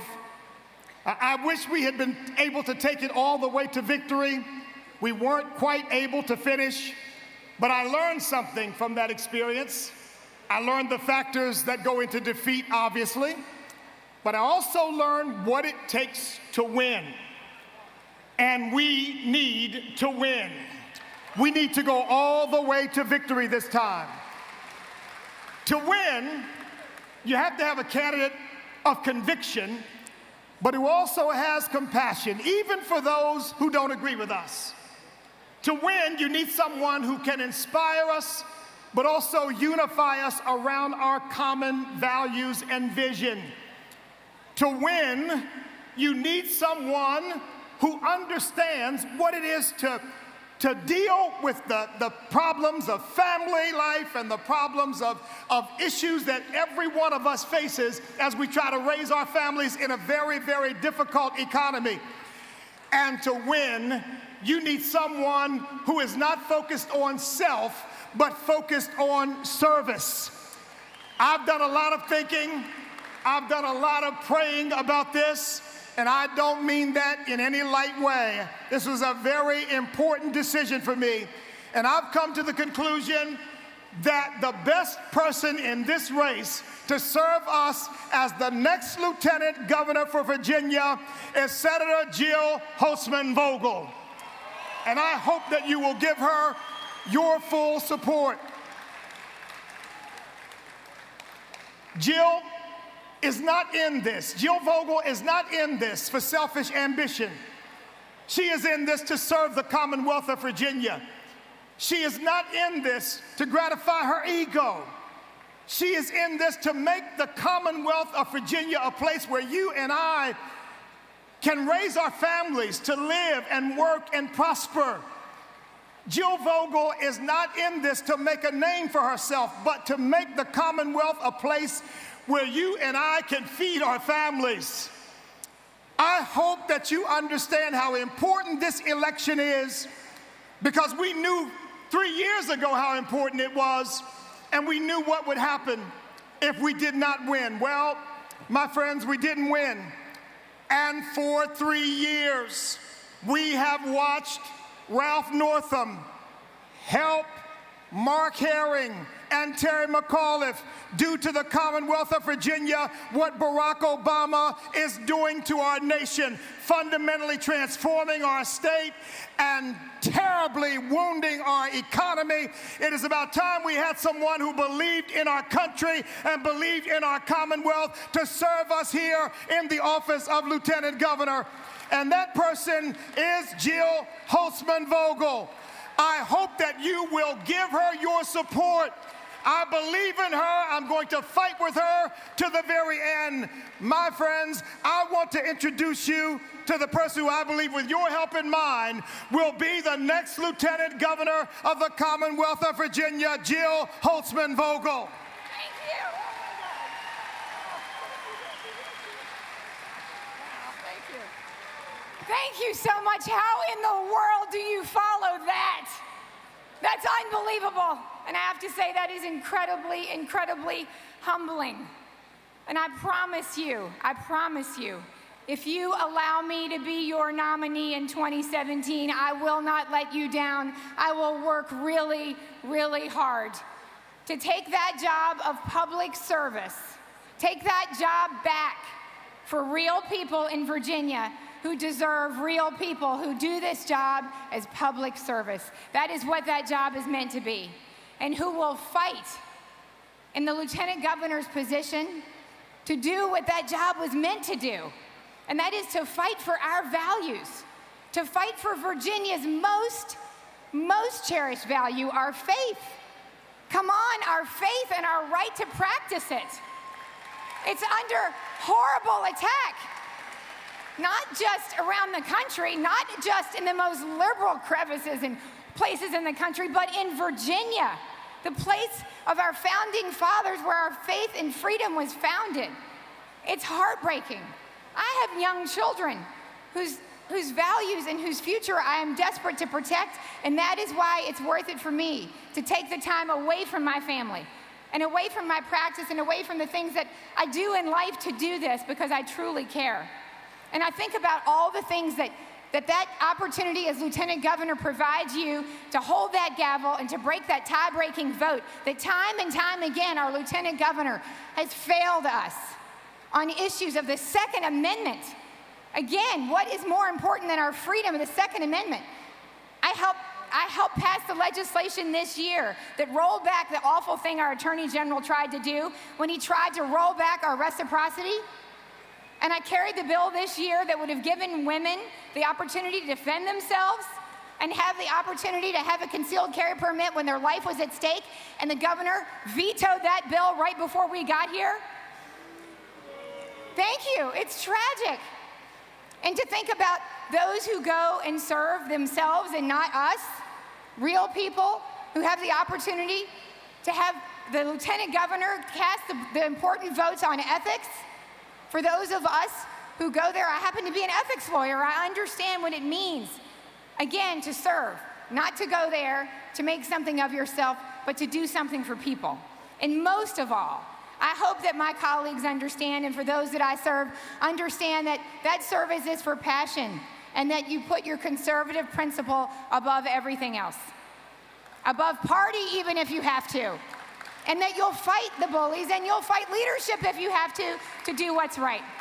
So I'm happy to do that, and I look forward to doing that for all of you in 2017. But let me leave you with something that I think is even more important, because 2017 seems like a long, long way away. Something that I hope that you will all think about in 2016, because that's why we're here. Are we here to win in 2016? Yes, please. For the sake of Virginia and for the sake of our families, we're here to win in 2016. And I will tell you, there's something really important that I'm really excited about.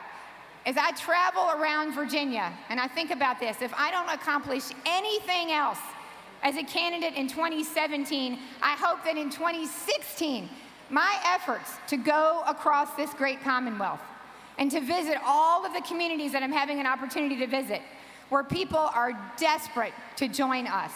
They have not heard from us before. They are more incentivized and more excited than they've ever been. There are people that I've met at this convention who have said, I have never, ever participated in politics before. I've never been a delegate. I've never been excited, and this has gotten me excited. And we need to go to communities where we haven't been before and push back on this awful message that the Democrats have tried to sell. This fiction that there's a war on women.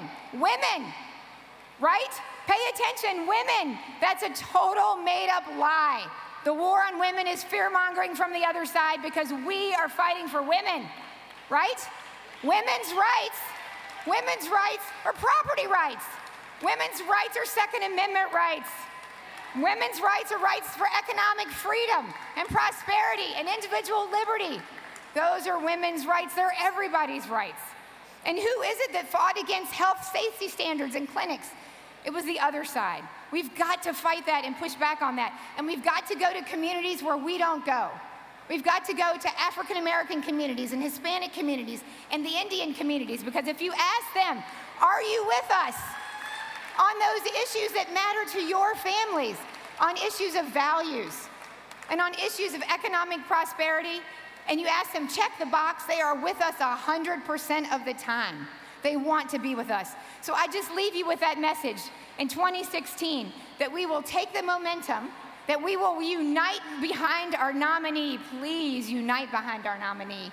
And take this momentum, reach new people, go places that we don't always go, reach out to young people, and then help us win in 2017. Thank you so much for your attention, and I'm so honored to be here with you today, and let's go win!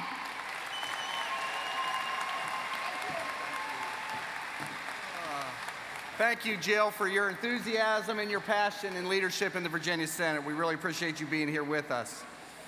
Next, it's my privilege to introduce a former colleague of mine and fellow attorney, John Adams, who is running for Attorney General. John?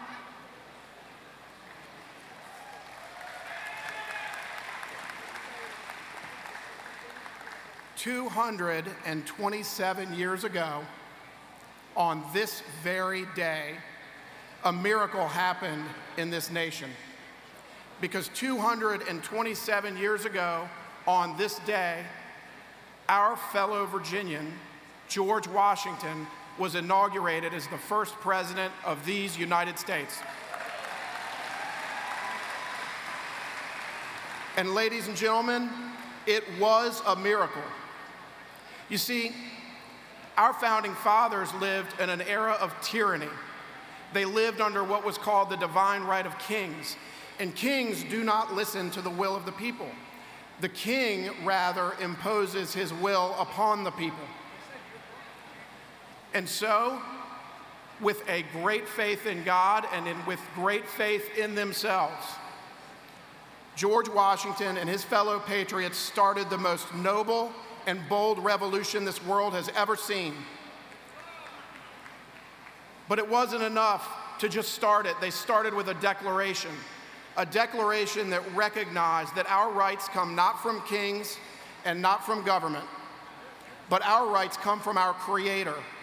And governments are instituted among men with the consent of the governed to protect those God-given rights.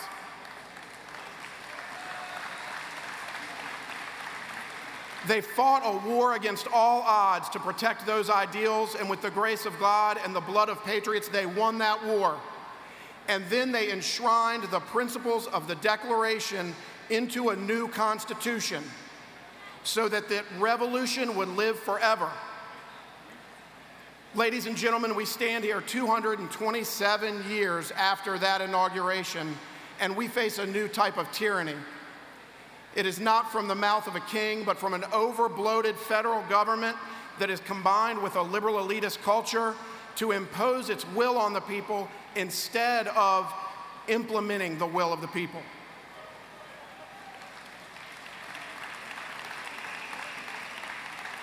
While it is a different source of tyranny, the effect is the same.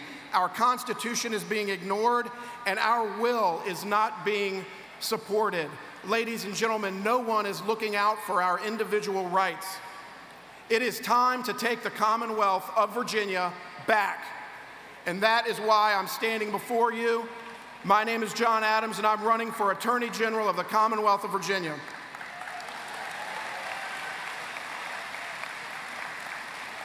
I am not a politician.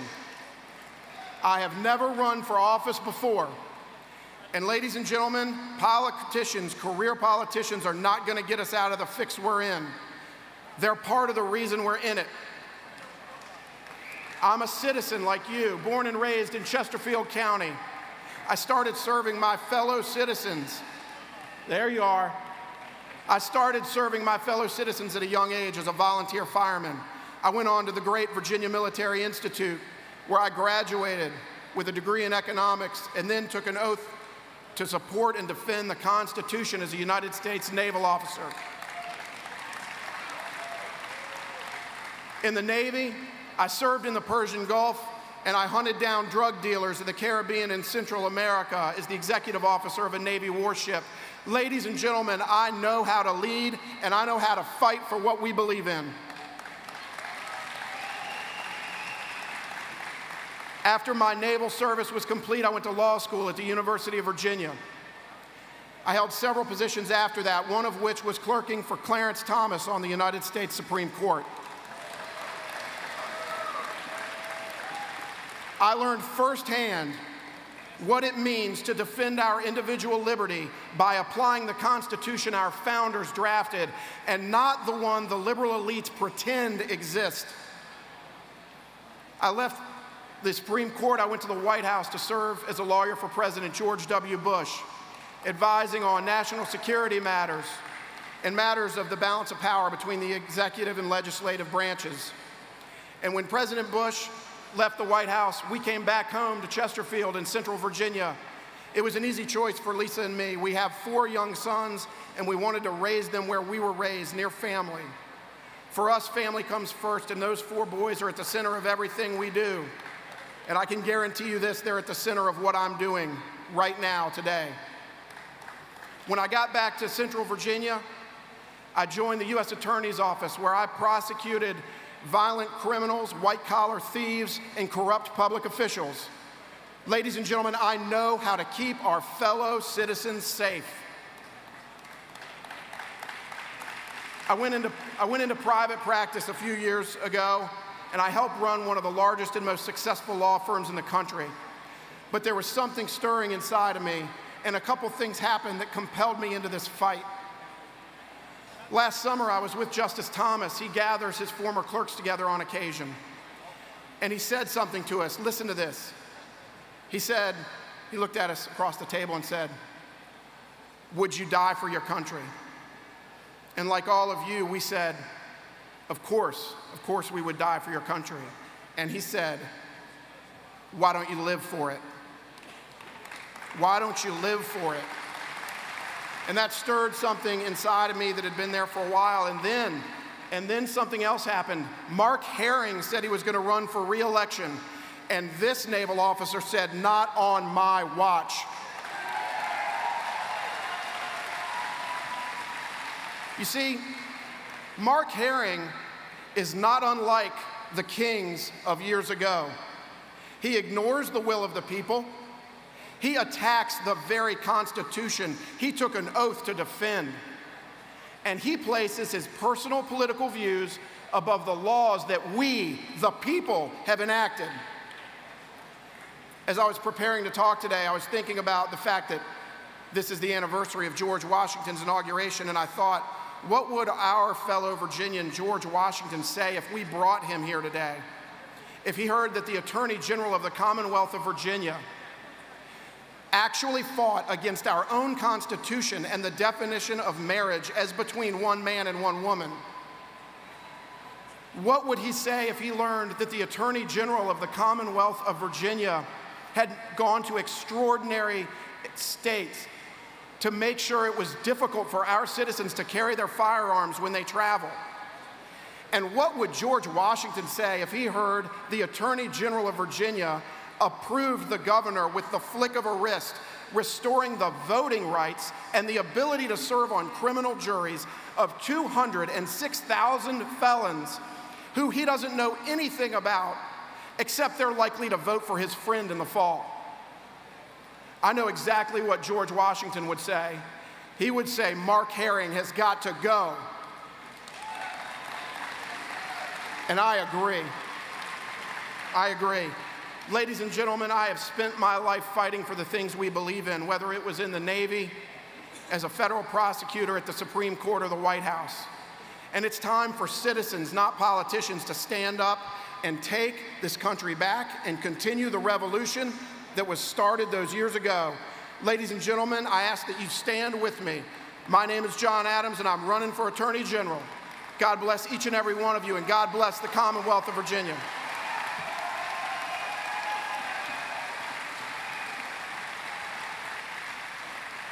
Thank you, John, for your leadership. An administrative announcement to the unit chairs.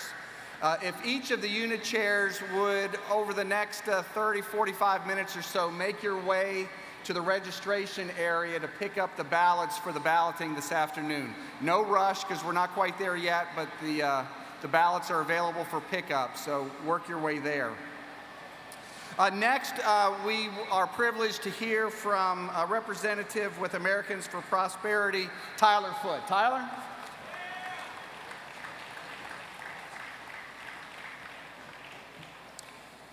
Good afternoon. I'm Tyler Foote. I'm the State Director with Americans for Prosperity, and I have a new state slogan for the Commonwealth. Virginia is for freedom lovers. Don't we all love freedom? Now, we also know it's a state for leaders, but more importantly, it's a state for freedom lovers who lead. The Commonwealth has produced many leaders over the years. 4 of our nation's first 5 presidents came from Virginia. the author of our Bill of Rights, and the father of our Constitution, and countless many other patriots, framers, and statesmen. These were the leaders in the fight for freedom. Our state's history of leadership owes no small debt to the culture of civic engagement and activism. Virginians aren't just freedom lovers, we are freedom leaders. Good government and the protection of liberty depends on good political leaders doing their job. But that depends on the civic leaders who educate the public doing their job. And Virginians do this quite well. We think, we read, we advocate, we vote, and we fight for freedom. Our best elected leaders have come from our grassroots leaders. Grassroots are the men and women who care enough about truth to educate their fellow citizens and empower them to vote, lobby, and hold their elected officials accountable. When Jefferson said it is necessary to educate and inform the whole mass of people, they are the only sure reliance for the preservation of our liberty, he was speaking on the role of the grassroots. Of course, this isn't news for many of you here today. You're here because you are one of the many Virginians who truly care. We can all take our seats. I'm going to call the convention back to order. I hope everybody had a good stretch break and we're getting ready for the balance of our business at this convention. Before we get started, a little housekeeping. I'm going to call on Eric Herr, our credentials chair. Eric? He keeps his mic way too low. I'd like all of you to look and see if you have your wallets. Is everyone listening? I'd like you to be quiet and listening. This is important. Check to see if you have your wallet. Check to see if you have your ID. Check to see if you have your cell phone, because we have a number of each of those items at the help desk.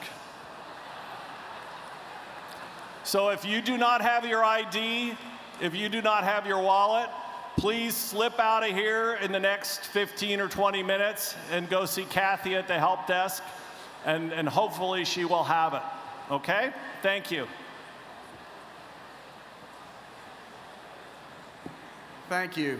Before we get started, I did want to take this opportunity to recognize the wonderful sponsors we have for the convention here in Harrisonburg. First of all, our platinum sponsors, Dominion and the Virginia House Republican Caucus.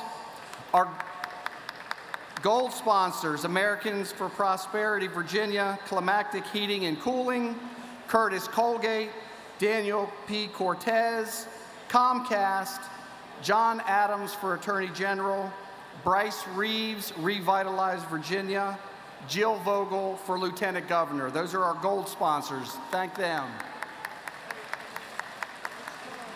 Next, our silver sponsors, Rob Bell for Attorney General, Glenn Davis for Lieutenant Governor, Ed Gillespie, Let's Grow Virginia, Frank Lawn, the Loudoun County GOP, Chuck Smith for Attorney General. Thank our silver sponsors.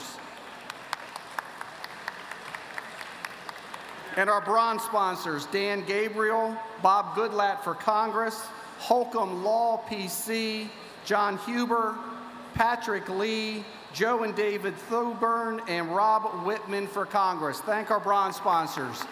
Again, a lot of this could not happen without the sponsors that we have. They're a wonderful backbone to the Republican Party of Virginia. If you see any of these folks, personally thank them on our behalf. Thank you. Are we ready? Where did my nominee? Are they okay? All righty. Our first order of business this afternoon is the nominations report for Chairman of the Republican Party of Virginia. So I call on the Chairman of the Nominations Committee for that report.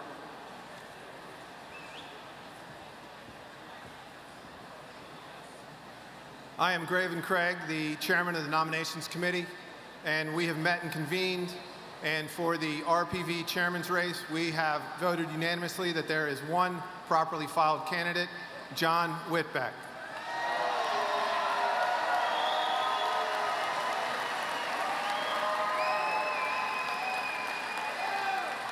All right.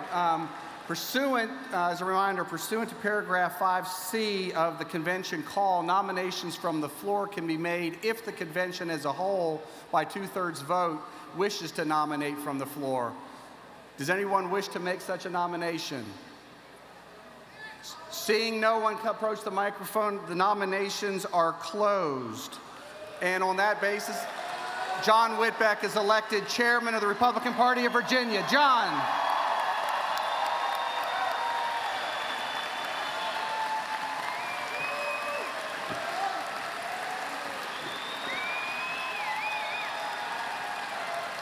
Thank you.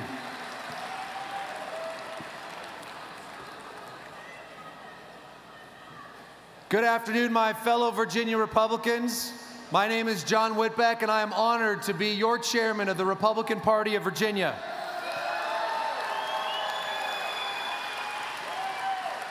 First of all, I want to thank my team, led by David Bartholomew, for their work this afternoon and yesterday. Thank you, folks. I really appreciate it. To the supporters of Vince Haley, you are most welcome in the Republican Party of Virginia. And I look forward to working with you in 2016 to win the White House for our Republican candidate.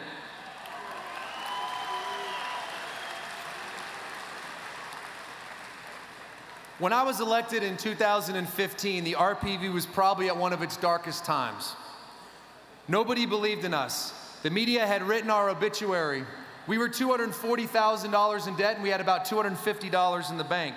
Everything was going wrong. And I had 3 goals when I took over. Number 1, I wanted to stabilize our finances and pay off all of our debt. Number 2, I wanted us to be a factor in the 2015 elections. And number 3, I wanted to create a permanent campaign to carry us forward in 2016, 2017, and 2018. With the help of our grassroots, our elected officials, and those folks in the business community and conservative activists, we paid down 100% of the inherited debt by the end of 2015.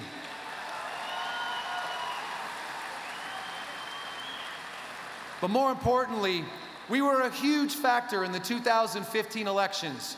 We provided almost $3 million in mail and candidate services to state and local candidates. We provided free data services to hundreds of state and local candidates.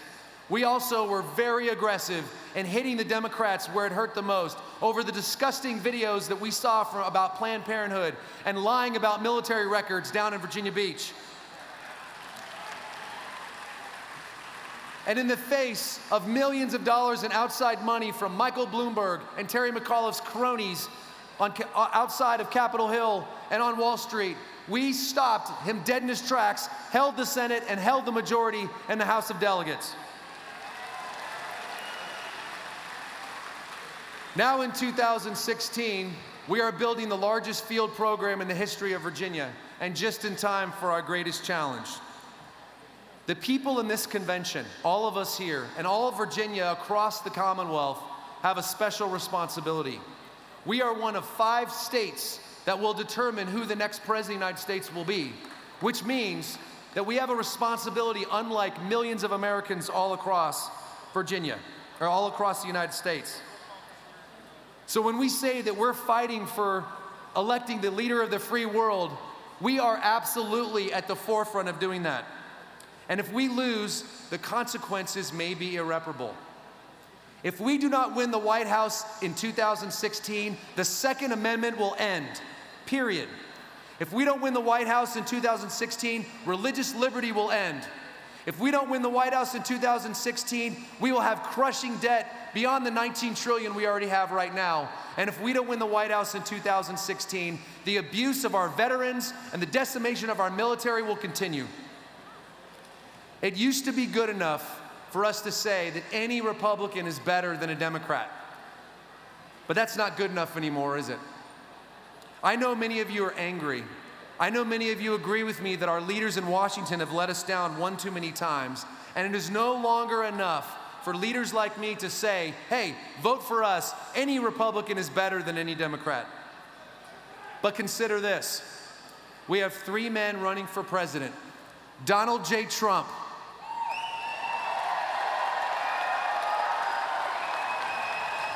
Ted Cruz, John Kasich,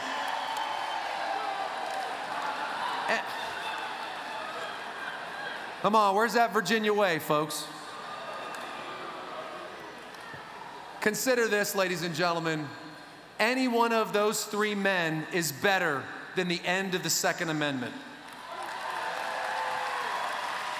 Any one of those three men running for president is better than losing religious liberty. Any one of those three men is better than $19 trillion in debt doubling over the next 10 years. Any one of those three men running for president is better than the decimation of our military and the continued abuse of our veterans. My friends, there is no tomorrow. Either we win the White House in 2016 or the Republic will fail. And ladies and gentlemen, I ask you to join me now in one thing. Support the nominee of the Republican Party for president with everything you've got in 2016. God bless you. Thank you very much. Let's win this.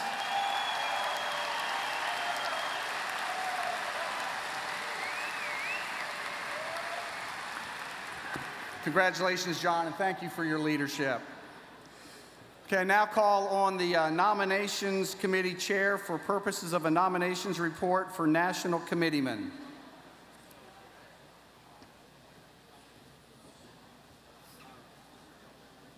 The Nominations Committee met and found that there were two properly filed candidates for National Committeeman, Morton Blackwell and Michael Nelson.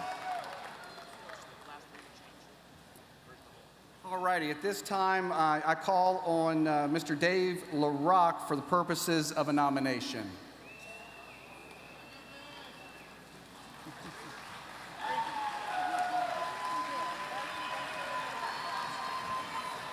Wow, this is a big room.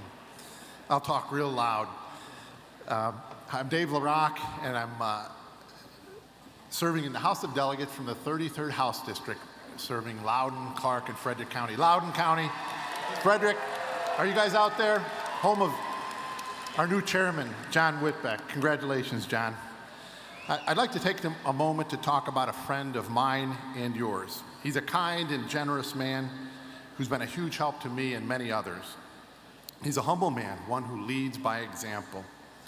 The man I'm about to introduce has dedicated much of his life not to building an empire or accumulating fame and personal wealth, quite the opposite. He has given his time, his talent, and his treasure to building a movement. It is a movement that teaches aspiring conservatives of all ages how to advance conservative principles in the public square and to fight against those who violate our conservative principles. Friends, it's difficult to grasp the depth of experience and ability and integrity of this man. The man I'm about to introduce is a specialist in matters relating to the rules of the Republican Party. He served on the Rules Committee of the state Republican parties of Louisiana and Virginia. He now serves on the RNC Standing Committee on Rules and has attended every meeting of the Republican National Convention's Rules Committee since 1972. That's a long time.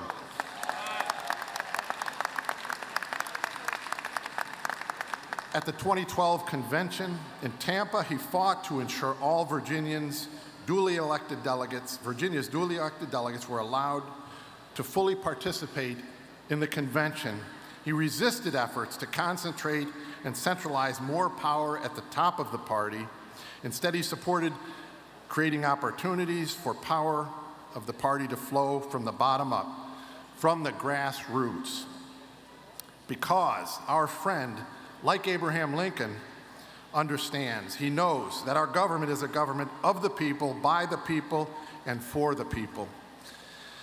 Friends, now that I've reminded you of the extraordinary qualifications of the man I'm about to introduce, I'll pose a simple question. In the words of probably the most inept and most despicable politician that's ever walked the face of the earth, what difference does it make? What difference does it make? Well, having the right man serve as Virginia's Republican National Committeeman will make a big difference. The Leadership Institute's rule number 41 from the laws of the political process. In a moment of crisis, the initiative passes to those who are best prepared. It is my honor to nominate the man who, without question, is best prepared to serve as Virginia's Republican National Committeeman. Ladies and gentlemen, allow me to nominate our friend, our conservative ally, the one and only, the legendary Morton Blackwell. Thank you.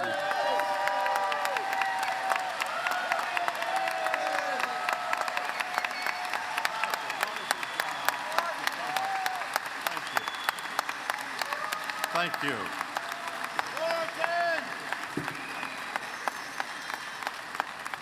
Thank you very much, Delegate Dave LaRocque. He's a great member of the General Assembly, and I'm honored that he would place my name in nomination. Thomas Jefferson once said, "If I could not go to heaven but with a party, I would not choose to go there." The founding fathers of our country had great reservations about political parties, or factions as they often called them. And they really didn't like the idea of having to participate through political parties. But Thomas Jefferson and the other founders quickly discovered that the only way to push successfully for your political principles is to do it through the vehicle of a party. And that's proved true across the world in every democratic system. Like most of you, I joined the Republican Party because it came clear to me that it was the vehicle to promote my principles, the conservative principles of limited government, free enterprise, strong national defense, and traditional moral values.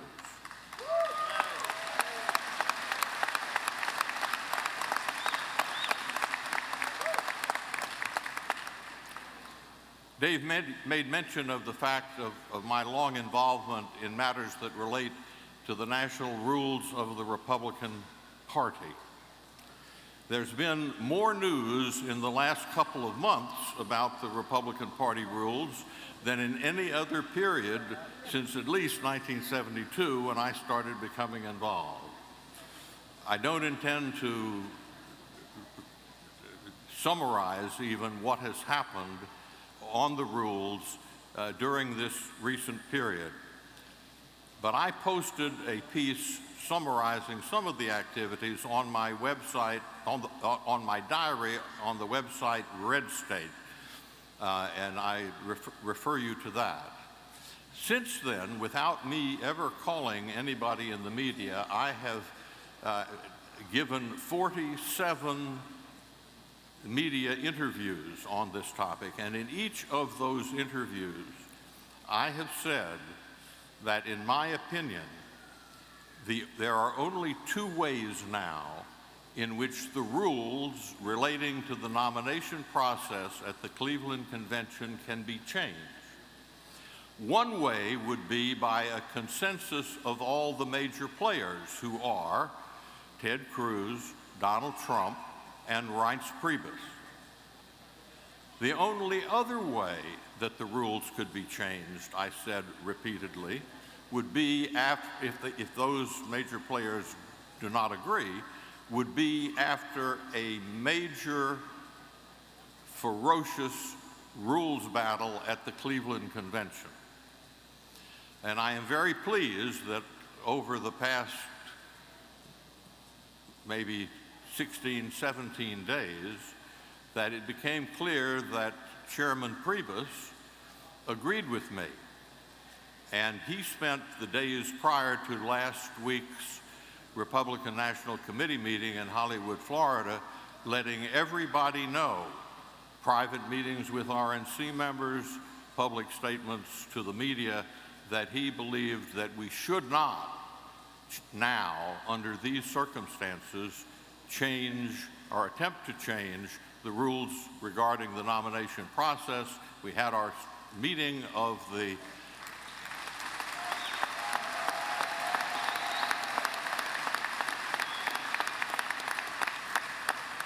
we had our meeting of the RNC Standing Committee on Rules, and rules changes that were rumored to be presented were not made. A number of rules changes that were pending were withdrawn, and the one rules change that was presented was defeated.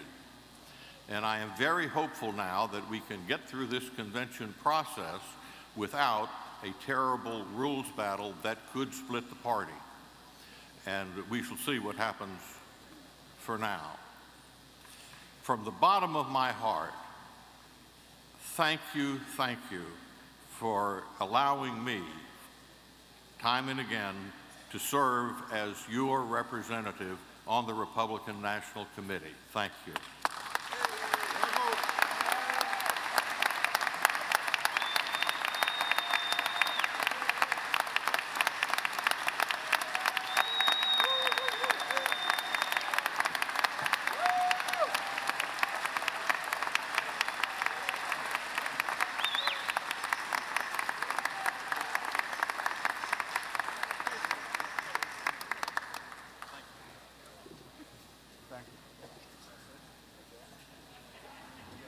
Good, thank you. We're done. You're all done. Thank you. All righty. The other name that was placed in nomination is Mr. Michael Nelson. Is Mr. Nelson here, or is there anyone on his behalf that would like to speak? Okay, seeing no one, then that will conclude the nomination process for National Committeeman. Oh, I'm sorry. Mr. Chair, in the interest of time, I move that we suspend the rules and that we elect our national committeemen by voice vote. Can we do that? Yeah. That would first require a three-quarter vote to do that. I think it's not going to save any time because we're going to have balloting anyway, and that race is on the ballot. So I think we ought to just stick with the rules and adhere to those. I appreciate the sentiment, and I'm sure Morton does as well. But next on the agenda then would be the nominations for National Committee Woman. And at this time, I call on the chair of the Nominations Committee for a report.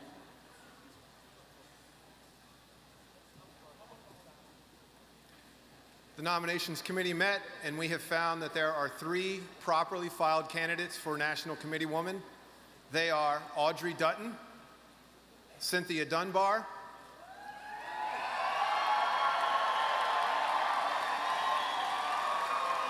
and Suzanne Obenchain.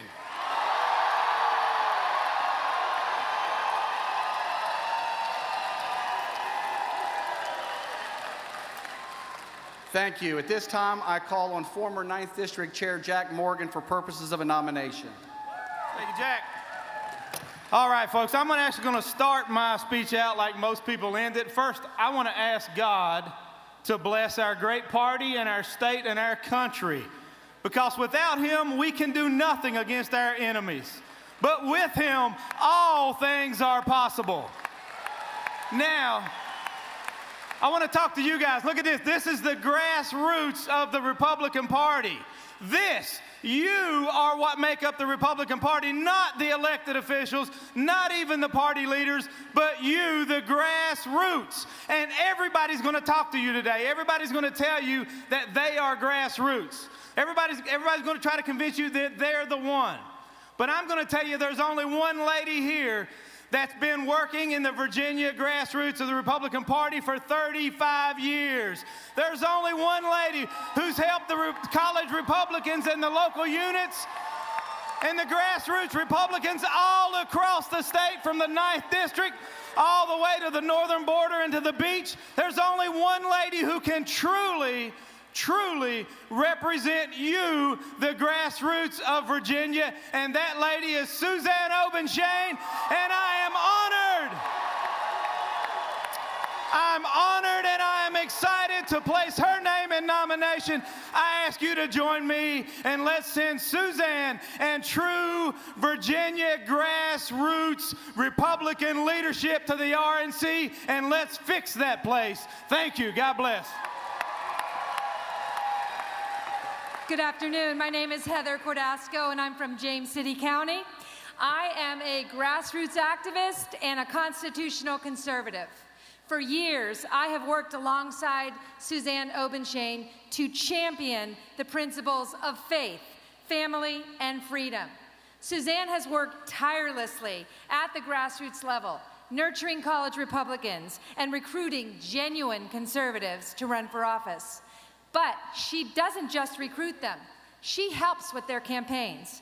She raises money. She makes phone calls. She goes door to door and recruits others to do the same. She's done it all. And she fearlessly articulates the core principles that make our party great. It's my honor to nominate Suzanne Obenshain for National Committee Woman of the Republican Party.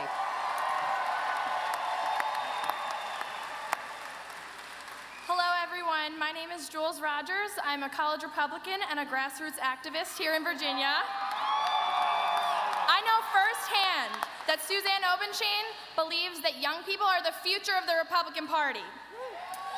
For the past 35 years, Suzanne Obenshain has mentored college Republicans, encouraging our organizations, as well as urging us as individuals to become more active and involved. This past year, I was the chairman of the JMU College Republicans, and Suzanne was there for us every step of the way. She attended meetings for us, hosted meals for us at her home, and she put us to work as volunteers anywhere that she could. It is my honor today to nominate my personal friend, Suzanne Obenshain, a role model and mentor for young women across Virginia, as National Republican Committee Woman.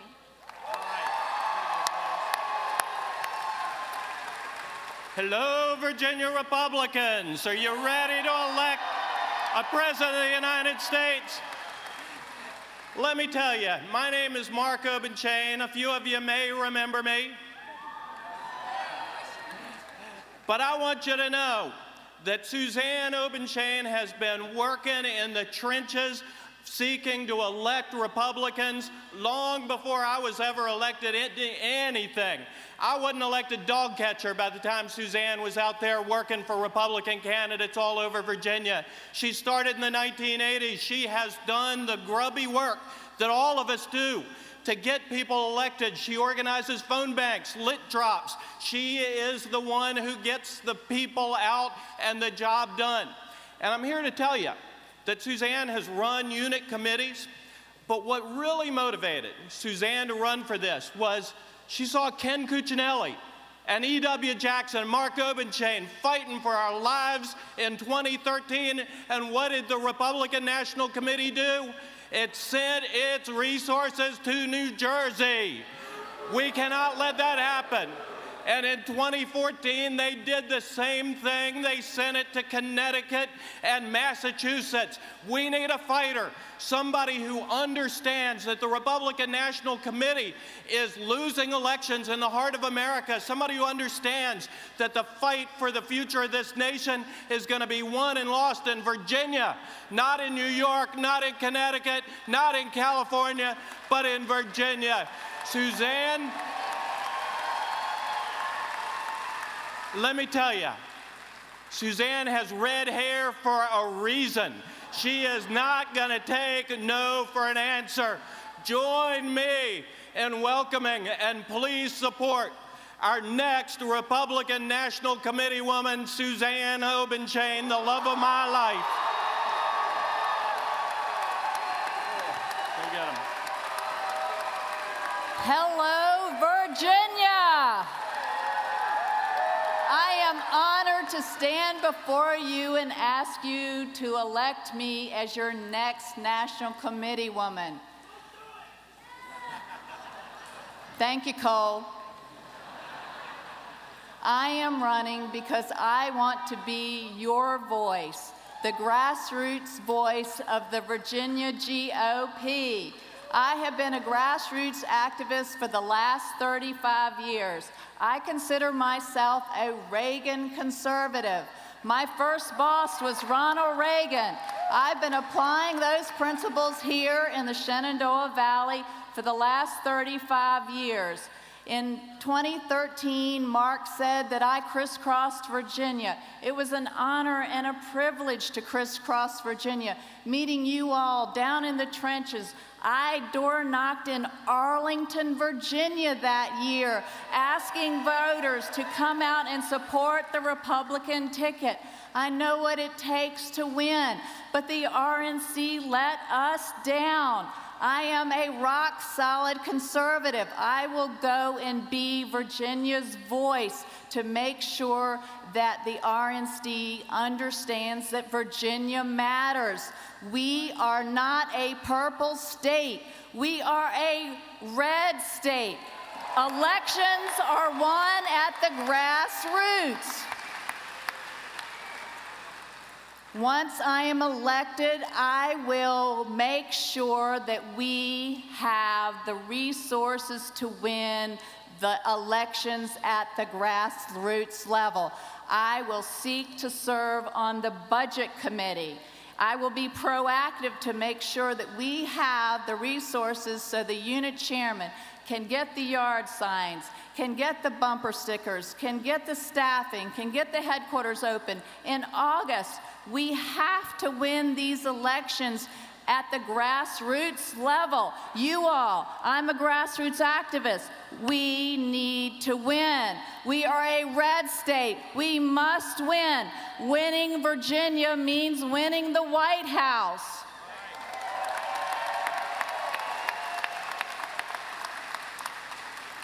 Our freedom is at stake. I am a fighter for Virginia. I ask you all from the bottom of my heart, I am a Virginian, a lifelong Virginian who will be a fighter for the next 4 years. I ask you all to please join me in electing a Virginian to represent you at the Republican National Committee, and you will have a red state for the next 4 years. Thank you. God bless the Commonwealth, and God bless America.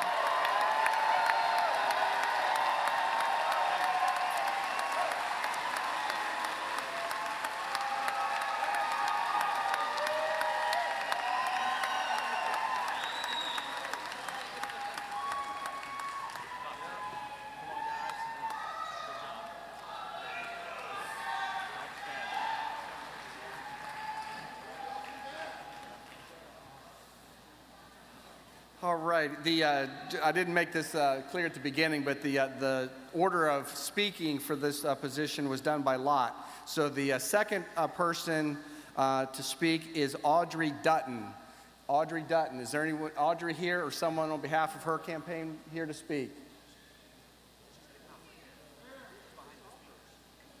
Okay, Ms. Dutton.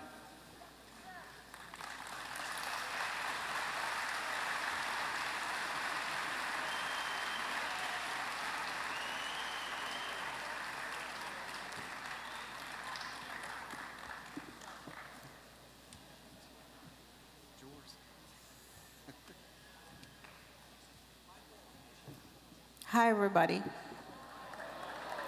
I'm Audrey Dutton, and my attempt to become committee woman started with a little bit of a snafu.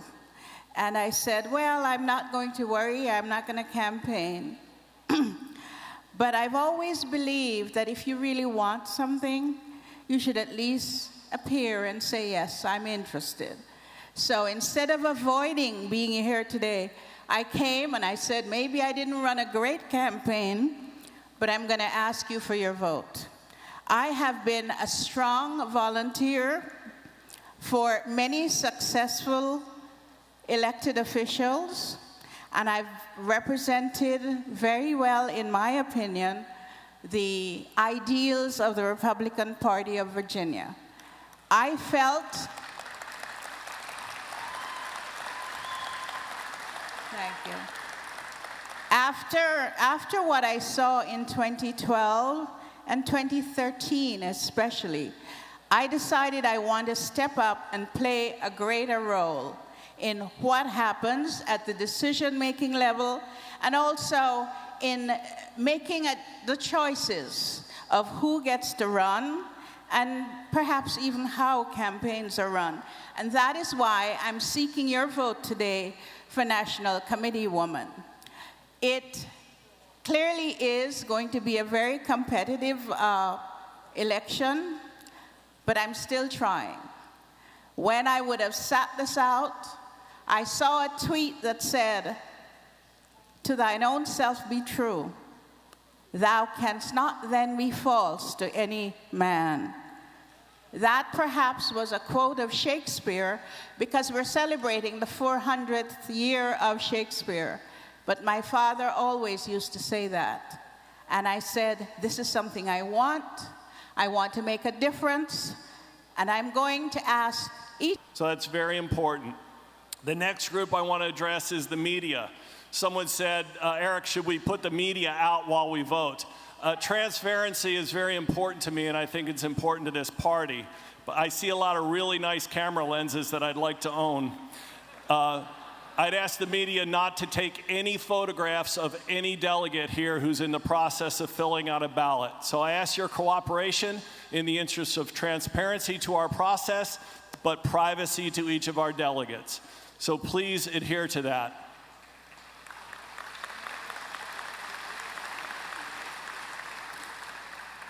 To our district chairman and your district certification assistants, each district chairman should go to his or her unit first and vote, and then I need you to go to the area of the help desk. You will be certifying the counts from each of the units. The way that will work is each of the unit chairs will have their counts certified by a district chairman. It can be any district chairman to certify a unit count. If there is an issue or a contest or a controversy in your unit count, then you must go to a district chairman that has authority over your county or your city. So district chairman, vote, and then make your way to the check-in area by the help desk. Now to the unit leaders and the delegates. The unit leaders can begin passing the ballots out as soon as I'm finished, and if you can do it quietly, really quietly, you can do it now. For everyone who is voting, your unit chairmen know the procedures, but again, in the interest of transparency, I want every delegate to know the procedures. So the ballots will be passed out to you. You will receive a pink ballot and a blue ballot. We have a ballot for each of our national races for committee man and committee woman. They will be passed out and you will mark your ballots. When you have finished marking your ballots, your unit chairman will queue you up in a line. You will have your credential available, and you will have your ballots available and your photo ID available. The unit chairman will have the envelope, and he will have an assistant. The assistant will punch your credentials so no one can vote more than once, and then you will put your ballots in that envelope. So please have your IDs and your ballots and your credentials all ready when you step up. Please take care to not lose your IDs, okay? We had great success. All of the IDs that were at the check-in desk are no longer orphans, but I don't want to have any on the floor of the convention later on. So that's how the handing in and the accountability of the ballots. Now the unit chairman will then count the ballots. We have a counting area out by the check-in area if it's a small unit. And I think the champion small unit is Dean Sumner, who's his whole unit today. If it's a small unit, you can count your ballots in place. If it's a larger unit, we have tables set up for you to count your ballots. I would like you to separate the ballots by candidate and by race, and not all the unused ballots kind of stacked together in order. And then there's a form that you will fill out with the number for each candidate, the number of sports.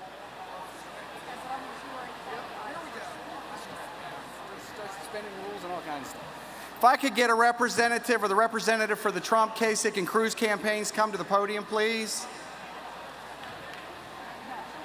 Will enter your count into a spreadsheet which will apply the weighted vote.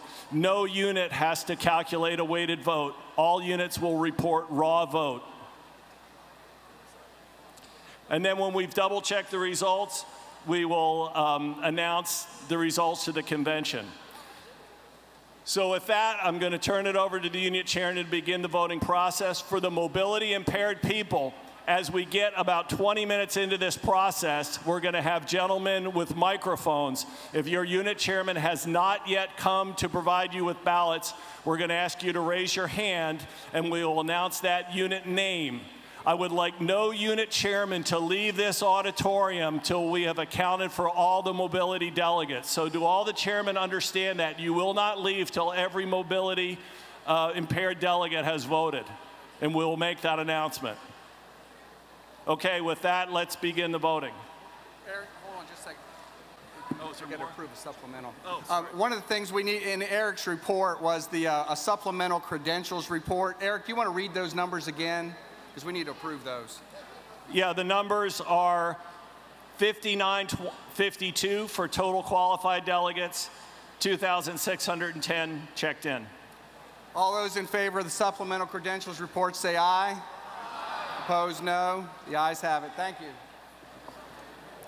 There was a question about guests. Guests may not vote. If they have the green guest on their tag, delegate leaders, they may not vote. If it says delegate on their tag, they may vote. Ladies and gentlemen, unless you're a delegation leader, I'd ask you to be quiet. They're trying to issue instruction to their voters, and people are having a hard time hearing. So unless you're asking a question of your delegation lead, or you are a delegation lead, I'd really like to hold the conversation down so we can get through this and follow the instructions. Thank you so much.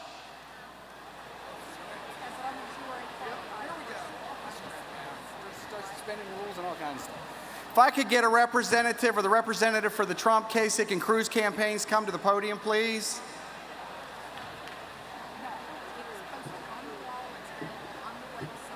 We're at suspended rules time, so we can start the speeches. Fairfax, are you still balloting? All right, if I can get everyone's attention. While the ballots for National Committee women are being tabulated, under our rules, no other business can occur during the course of the convention. However, what we are going to do, as I understand it, is be presented with a motion to suspend those rules. And so I recognize Ken Cuccinelli for purposes of a motion.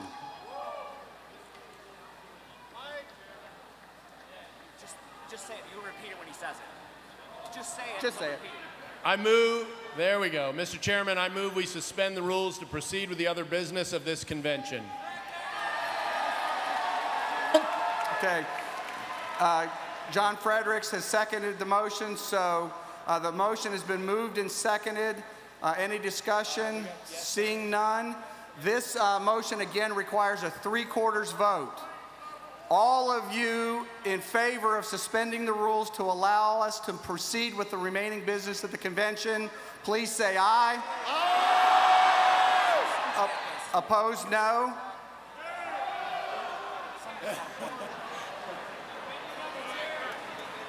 In the opinion of the chair, the ayes have it. The rules are suspended.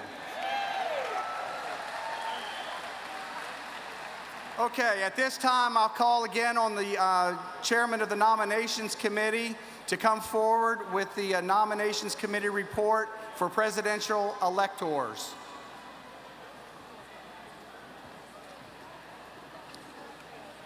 The Nominations Committee met, and we are nominating for National At-Large Elector Samuel Howe and Eric Reimer.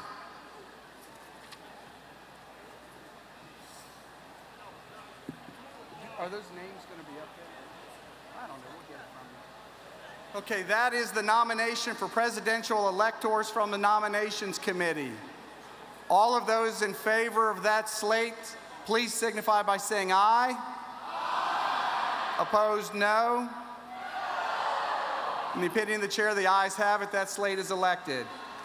At this time, we are going to hear from each of the 3 presidential campaigns. Each campaign, the Ted Cruz campaign, the John Trump campaign, and the, the Donald Trump campaign, and the Kasich campaign. Each campaign has been given 3 minutes to speak, and their order was selected by lot. First will be the Cruz campaign. Speaking on behalf will be Ken Cuccinelli.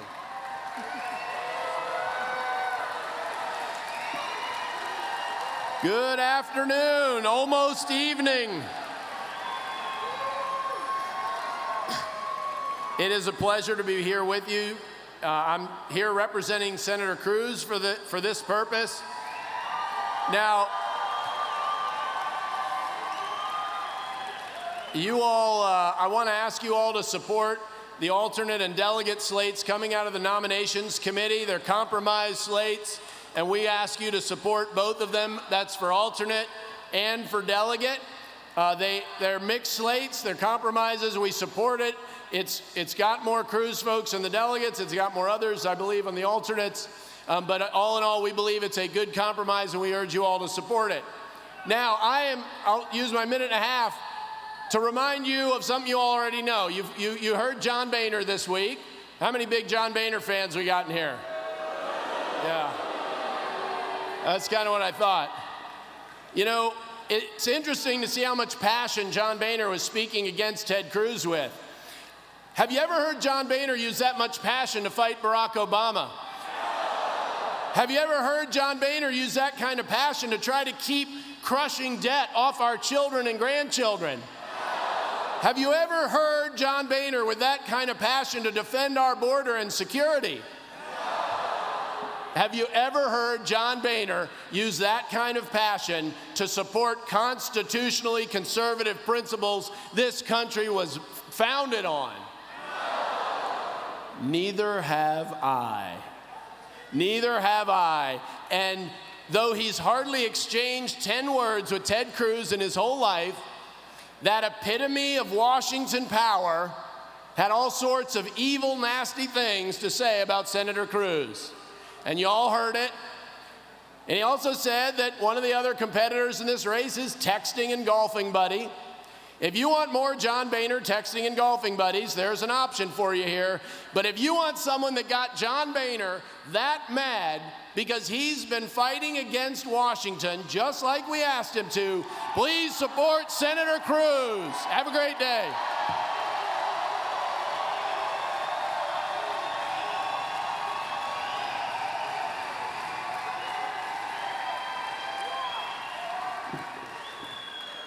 All right, now on behalf of the Donald Trump campaign, we're going to have Corey Stewart, Chairman of the Prince William County Board of Supervisors. Corey?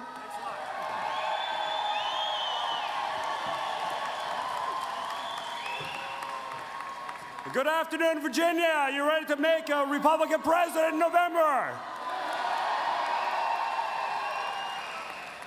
I want you to listen because the next couple of minutes are going to be somewhat confusing. The establishment in Virginia put together a committee to put together a so-called unity slate. The establishment. Tired, weak, uninspired, uninspiring, weak-kneed, and weak-jawed. The first slate that you will be voting for was put together by these weak-kneed people.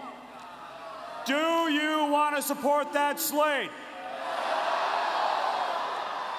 Ladies and gentlemen, whether you're a Cruz supporter or a Trump supporter, make sure that on the first ballot that you destroy this slate and send a message to the establishment in Virginia that their time has come, that the bell has tolled, and the end of the Republican establishment is today. Thank you.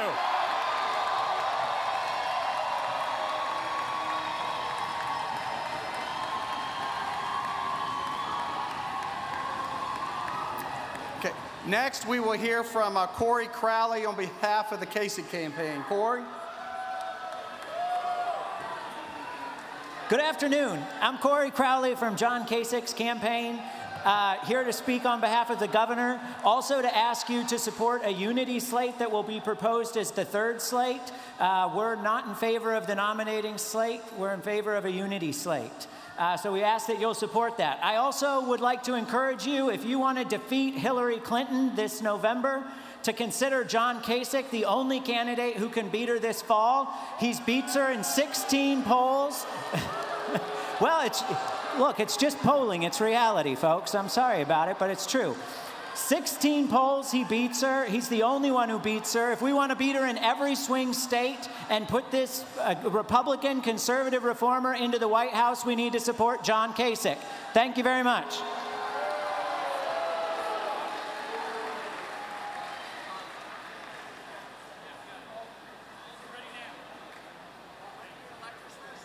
We already voted for them. We're going to alternates. Already got the elections elected. Alternate delegates.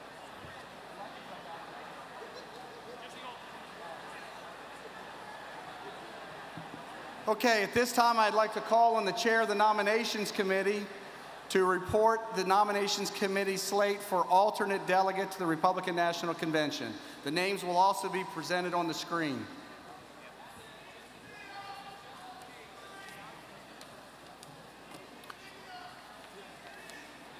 The Nominations Committee met, and the Nominations Committee nominates the following for alternate national delegate: John Martin, Marie Quinn, Melissa Richmond, Faye Williamson, Ken Reed, Brandon Howard, Mike Bileski, Sean Linehan, Michael Moody, Delegate Danny Marshall, Michael Amowitz, Courtney Madison, and Linda Keevy Porter. Okay, that is the Nominations Committee slate nomination for alternate delegate to the Republican National Committee. There's an opportunity for 10 minutes of debate on this report prior to a vote. So are there any delegates that wish to speak for or against this alternate slate? Seeing none, we will proceed to a to a vote. All those in favor of electing this slate as alternate delegates to the Republican National Committee Convention, say aye. All opposed, no. We're going to do division. All those in favor of this slate, please stand. Delegates only. Those in favor, stand, showing your credentials. Show your credentials. You must show your credentials. I would request that a member of each of the campaigns come up here with me. One from each campaign. Shaq, Corey, and Corey. Okay, again, if you are in favor of this slate, please stand showing your credentials. I'm just asking you to help me see the vote. Is this just the alternates? This is the alternates. Okay. Okay. We can clarify this. No, well, this is the vote. This is the okay, vote. Well, look. Okay, all those who have voted, please sit down. All those opposed to this slate, please stand. It's not clear. Hold on, look. It's clear to me. I think the yes. In the opinion... Just wait a second. You got to get him to say yes. It doesn't matter, Corey. Can I say that? But this is yes. Yeah, this is yes. Yes. This is a yes. Yes. Yes. Okay, in the opinion of the chair, the ayes have it. They didn't understand that. I know that. That was confusion. But that's what it was. That's the vote. Now we're going to do the same process. All right, let's go. Let's do it. Okay.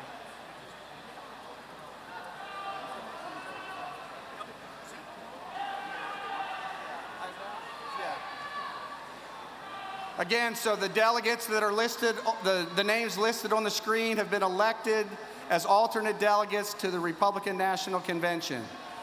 We will now proceed to election of delegates to the Republican National Convention. And at this point, I'll call on the chairman of the Nominations Committee to present the slate of delegates to the Republican National Convention.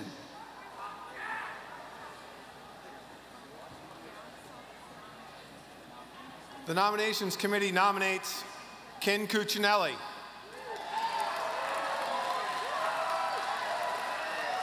Virginia Thomas, Ann Gentry, Cynthia Dunbar, Matthew Hurt, Chris Shores, Suba Kola, Bethany Bostrom, Kathy Byron, Delegate Tim Hugo, Jack Salm, Ellen Now, and Leon Benjamin.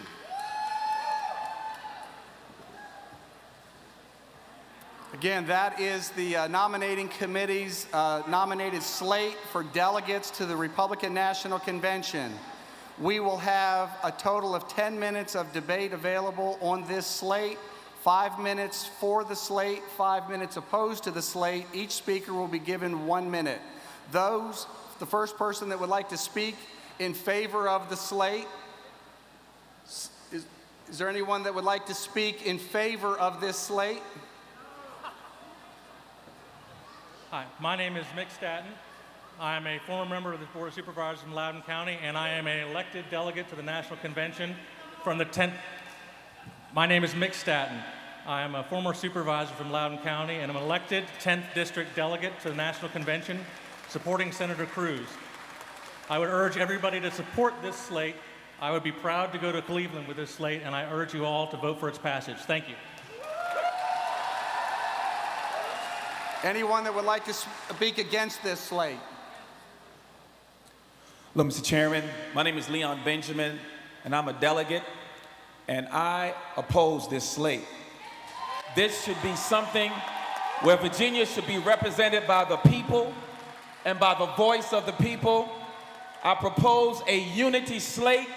Here's what's coming. Trump, for Trump, Corey Stewart, Jackie Salm, Leon Benjamin. Look, I'm even on the first one, but still I can't go unless these go. Leon Benjamin, Tim Manley, Ann Barksey, for Cruz, Sabacola, John Hager, Ken Cuccinelli, Undeclared, Jim Gilmore, George William Thomas, Dentavis Blue, Catherine Oren, and for Kasich, Eric Reamer. Let's go with a unity slate, a true unity slate. Is there anyone next to speak in favor of the slate? Are you for or against? Okay, you'll be next. Go. Trump campaign said about this slate being made by the establishment is laughable. Everyone here knows it. This slate was made by the grassroots. Their assertion to say Ted Cruz is the establishment. He's the one that the entire Washington cartel has been trying to drive out of Washington ever since he got there. Everyone knows it. And to say otherwise is disingenuous, and everyone here knows it.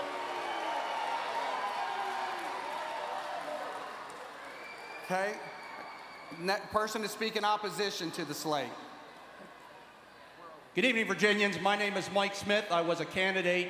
I received an email about a week ago that said I was not selected as a delegate from Spotsylvania County, where you have the 13th largest county in Spotsylvania up there in the booth, carrying the Republican vote and respecting the will of the people. And I just want to let everybody know that there's no reason why. This is the first time I'm seeing the slate today. Why did we have to wait today to see the slate when I got an email a week ago that said I wasn't selected? Let's have transparency. Let's put out who the candidates are in advance of this convention, and let's do it right. Thank you.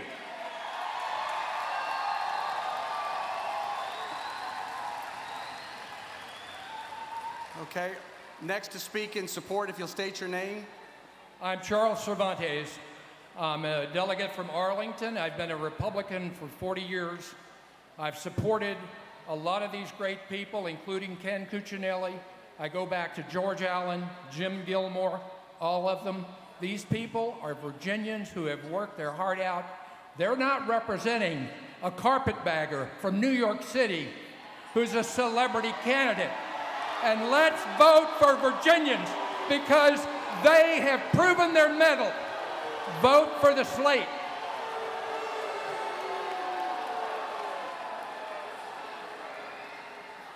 Okay, next to speak opposed to the slate, if you'll state your name. Speaking against. Against the slate. State My your name is Mark Lloyd. I'm a delegate from Campbell County, and I want to absolutely speak against this slate. This slate was created to push for this particular group of people. The people of Virginia spoke. Donald Trump won this primary. Ted Cruz came in third place.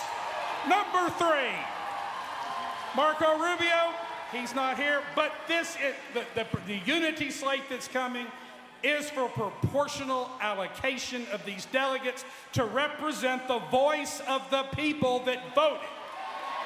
That's out of order. Okay, next to speak in support of the slate. State your name. Ladies and gentlemen, my name is Shaq Hill, and I support this slate. And let me tell you why. There's a lot of people that don't understand what comes into place when it comes to the nominations. What comes in is that we, in 11 congressional districts, supported by your leaders at your local level, created the nomination. It is not something from establishment. And by God, you know I'm not establishment. So this is coming from the people and for the people. Ladies and gentlemen, let the people speak.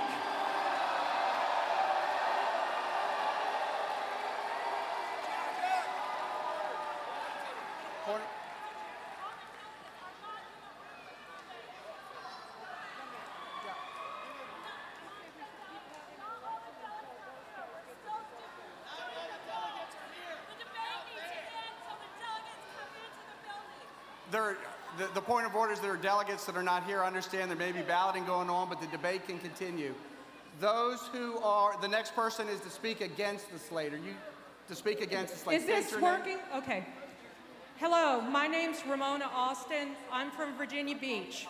I voted for Senator Cruz in our primary, but I am against this slate because this is not what our state voted for. And we need to vote for the people. So I want another ballot, a unity ballot.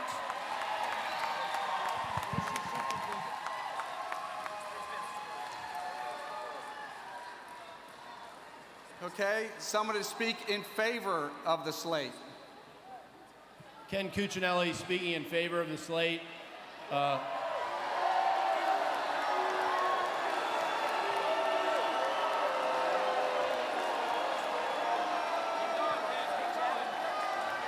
So, I'm not sure how many times you have to sue Barack Obama before you're not a member of the establishment, but I think I've crossed that threshold. And the fact of the matter is, this slate may get voted down. This is the nominations committee's compromise slate. It's got the youngest, maybe the youngest delegate in the country, a Trump delegate, Jack Salm on it. It's got the Rubio chairman, Tim Hugo, on it. It's got a number of us who are Cruz supporters on it. And in the last 2 months, especially, Senator Cruz has successfully coalesced an awful lot of the support that previously supported a lot of these other candidates. Now, let's just talk good hard numbers here, folks. Everybody can vote for this is an olive branch, believe it or not. And if it's rejected, everybody's going to come forward with a different slate, as will we. We'll come forward with an all-Cruz slate, and if you don't want to take any, well, you can roll the dice on voting no. But I would urge every Cruz supporter and every unity supporter to vote for the party slate. Thank you all very much.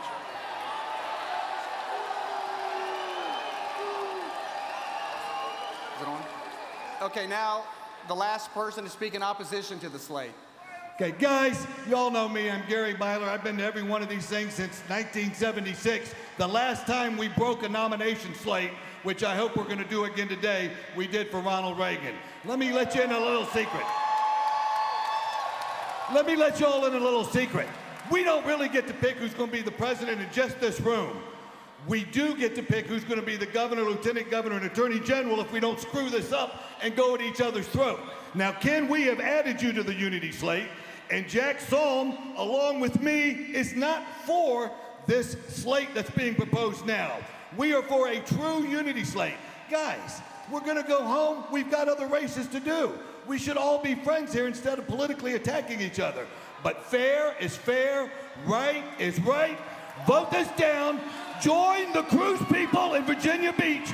Join Councilman John Moss and Waverly Woods and the other principled Cruz people who are going to join me to vote this down.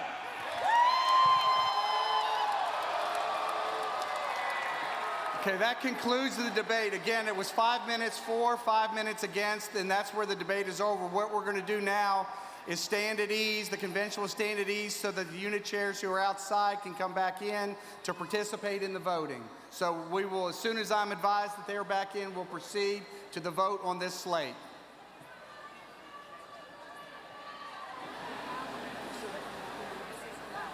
For the orderly process as we move forward on the voting on this particular slate, I urge all delegates to be seated in their delegations.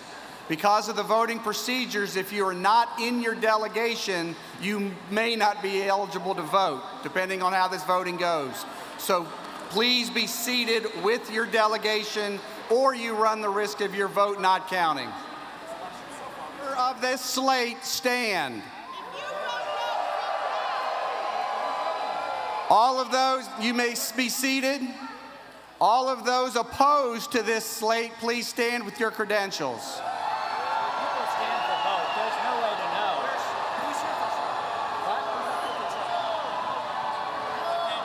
Can't tell. Okay, this is, you may be seated.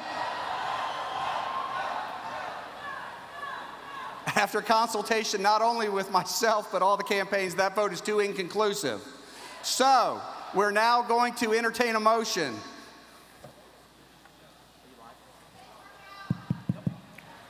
Mr. Chairman, I move to suspend the rules and take a rising vote within each unit in lieu of a ballot vote. The units will be instructed to report their raw votes for purposes of determining weighted final votes. I second it. Okay, that motion has been made by Steve Albertson, seconded by John Fredericks. So now let me explain again what we're going to do. Got to vote on it. Oh, excuse me, thank you. That is a motion. Is there any debate on that motion? All those speak first again, or for the motion and then against. Mr. Chairman, I rise to speak in favor of the motion just to explain its effect. Excuse me, the motion to suspend the rules, I'm advised, is non-debatable. So the motion has been made and we're going to proceed to a vote. Point of order, Mr. Chairman. Can we explain the effect of what we're doing here? I don't think people understand. I'm going to do that. I will do that. For the purposes of the convenience of the convention, I'm going to explain what the motion does. So before we vote, what the motion is in lieu of a paper ballot. We are going to do essentially what we just did as an entire convention, but instead, each unit chair will count the ayes and the nays within their delegation. Each delegation then will report the ayes and the nays. That will then be a voted or weighted vote that will occur based on the standing delegation vote. Again, I am advised that all the campaigns are in agreement with this motion. Again, it was made and seconded with the consent of all the campaigns. So otherwise, we will have to proceed to a paper ballot on this and all subsequent motions. So again, in the interest of efficiency, this motion has been made. All those in favor of suspending the rules to allow for a rising vote within each delegation, which will be weighted vote, signify by saying aye. Aye. Any opposed, say no. The ayes have it. We will proceed now to a rising vote in 3 minutes. We're going to do this in 3 minutes. We'll stand at ease for 3 minutes so we can get each unit organized to do their standing vote. All right, I'm going to my unit. Okay, is everyone in their delegation ready to proceed with the rising vote within their delegations? Okay, what I need you to do then, unit chairs, each unit chair call a rising vote within your delegations. I will call it from now. All those in favor of the motion from the nominating committee or the nominated slate, stand, and I ask unit chairs to count the yeses within each delegation. And I ask the media not to film this. Again, this is a private vote. Unit chairs, once you have counted the yeses within your delegation, please instruct them to sit so that I know when to call for the no vote. So once the yes votes have been counted, please sit. Don't sit until your unit chair tells you to sit. Fairfax, have you completed your yes count? Are there any units that still have not counted the yes vote? Okay, at this time, if you are opposed, if your vote is no against this slate, please stand and unit chairs count the no votes within your delegations.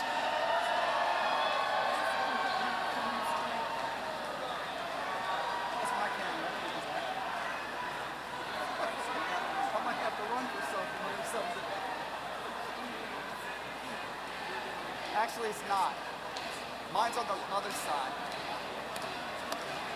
And please, no demonstrations. This is counting time, not demonstration time. We need to get this as an accurate count, and demonstrations interfere with that, please. I would now ask all the unit chairs who have completed the counts within their units to form lines here in front of the microphones. What we're going to do is call the units individually to report their vote. They will be tabulated. So if the unit chairs will make their way to the microphones in front of the stage. And she'll call them in alphabetical order. Units will be called in alphabetical order, but don't worry about trying to line up in alphabetical order, but be ready. We're going to do it in alphabetical order.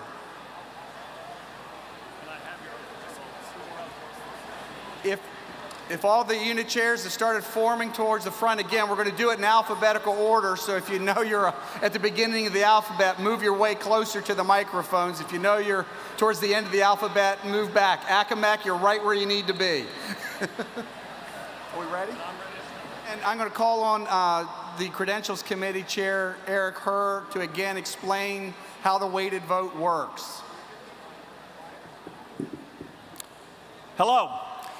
The way this works is every one of your votes will be counted, but as you know in the call, each county, based on votes in Republican elections, has a weight. And it goes all the way from Fairfax with a very large weight to some smaller counties with a lower weight. So what will happen is your county chairman or your delegate leads, as appropriate, will step up to the mic and we will record those raw votes and we will enter them in a spreadsheet that was prepared ahead of time that applies the weighted vote. So if you're a county with a weighted vote of 50 and you have 1 yes and 1 no, it'll be 25 yes and 25 no. When this is completely finished, we will announce both the raw vote and the weighted vote. So that's how it works. And we verified this formula, and it's all being observed by representatives from each candidate. And so we don't make any mistakes. Thank you.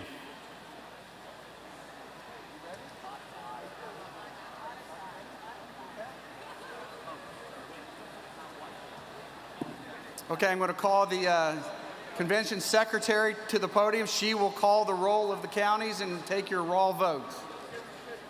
Diana? It's yours. Hello, everyone. Ready to take this vote? Yes, I apologize if I mispronounce your county or your unit. Accomack. Great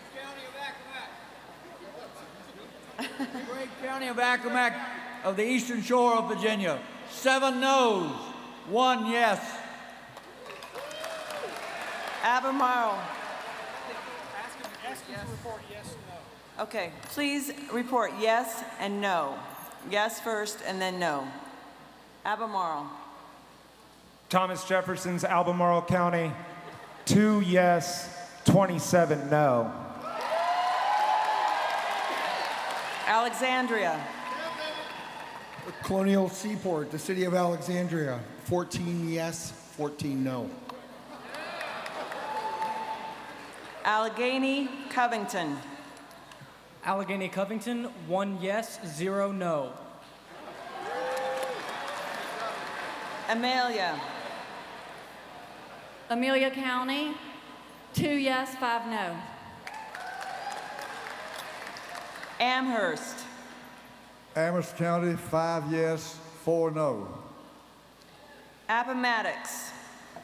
Appomattox County, where we will not again surrender to the Army in northern aggression.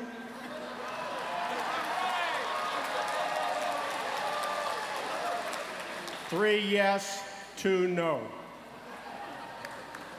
Arlington. Arlington County, 37 yeses and 10 noes. Augusta. Augusta County, 20 yes, 5 no. Bath. Bath County, 0 yes, 8 no. Bedford County and City. Bedford County, 33 yes, 14 no. Bland. Bland County, 0 yes, 7 no. Botetourt. Botetourt County, 2 yes, 10 no. Bristol. City of Bristol, 2 yes, 1 no. Brunswick. Do you have a unit chair for Brunswick? Buchanan. Oh, sorry. Buchanan. Sorry, thank you so much. Buchanan County, 0 yes, 1 no. Buckingham. Buckingham, 0 yes, 6 no. Campbell. Campbell, 14 yes, 1 no. Caroline. Caroline County, 4 yes, 1 no. Carroll. Carroll County, 0 yes, 2 no. Charles City. Charles City County, 3 yes, 1 no. Charlotte. Charlotte County, 1 no. Charlottesville. Charlottesville, 4 yes, 5 no. Chesapeake. Chesapeake, 13 yes, 17 no. Chesterfield. Chesterfield.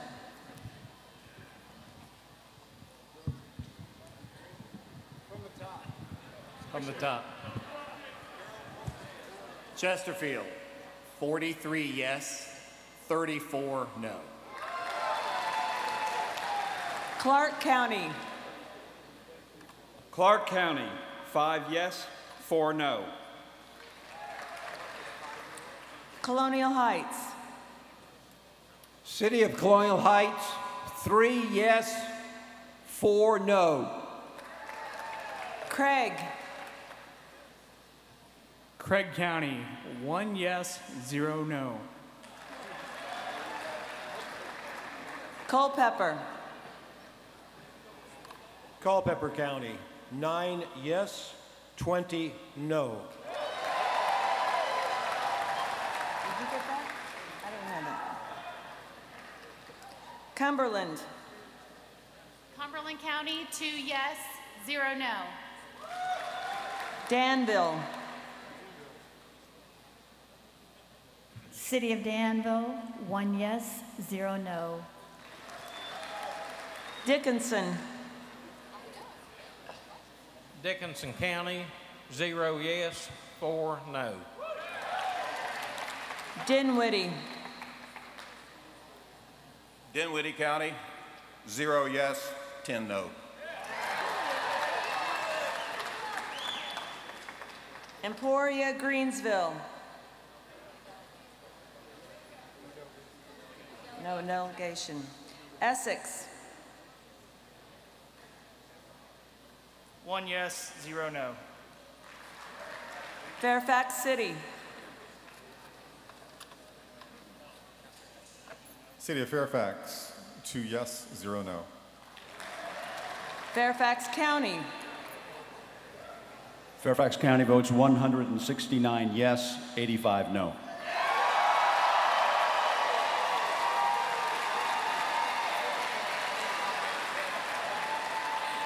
Falls Church City. The Republican refugees from the city of Falls Church, known as the People's Republic of That's Falls right. Church, vote 5 yes, 1 no. Fauquier County. 25 yes, 14 no. Floyd. Floyd. Floyd, 4 yes, 4 no. Fluvanna. Fluvanna County, 2 yes, 8 no. Franklin City, Southampton County.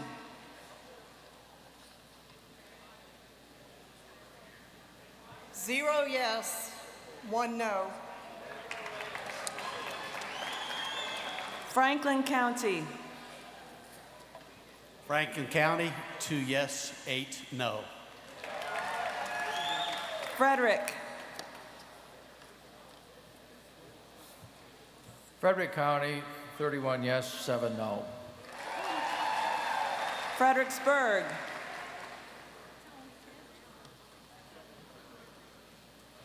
Fredericksburg City, 2 yes, 0 no. Galix. As you know, your county's coming up. Please come forward closer to the mic so we can. Galax, 1 yes, 1 no. Giles. Giles County, 4 yes, 2 no. Gloucester. Gloucester County, Virginia, 0 yes, 9 no. Goochland.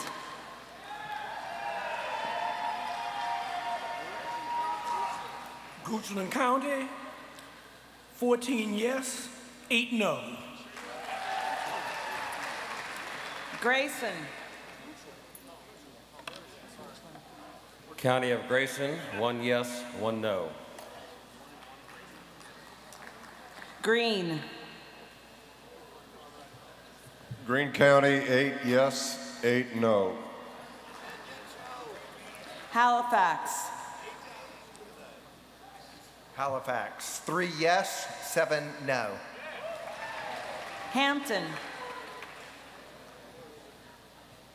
City of Hampton, 3 yes, 6 no. Hanover. Hanover County, yes 31, no 3. Harrisonburg. The city of Harrisonburg, 15 yes, 19 no. Henrico. I just did that to test you. Henrico County, yes 43, no 21. Henry County. Splitting the difference in Henry, 5 and 5. Highland. Highland County, 0 yes, 3 no. Hopewell. Hopewell City, 0 yes, 4 no. Isle of Wight. Isle of Wight County, 1 yes, 6 no. James City. James City, where Virginia began, 10 yes, 6 no. King and Queen. King and Queen, 2 yes, 2 no. King George. King George, 2 yes, 0 no. King William.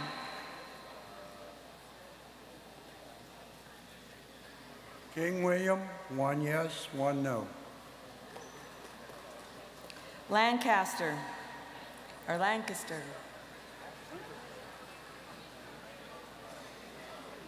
Lancaster County, 3 yes, 3 no. Lee. Lee County. No delegation. Lexington, Rockbridge. Whoops. There is a delegation from Lee? No, okay. Lexington, Rockbridge, Buena Vista. Lexington, Rockbridge, Buena Vista, 13 yes, 6 no. Loudoun County. Loudoun County, 80 yes, 18 no.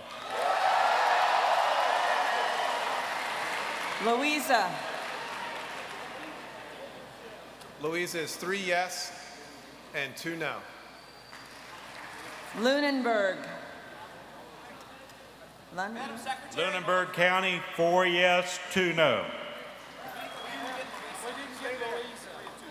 Sorry, we didn't get Louisa County. I had 3 to 2.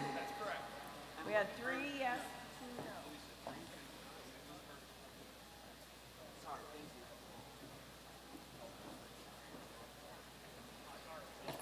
Lynchburg. Lynchburg, 21 yes, 3 no. Madison.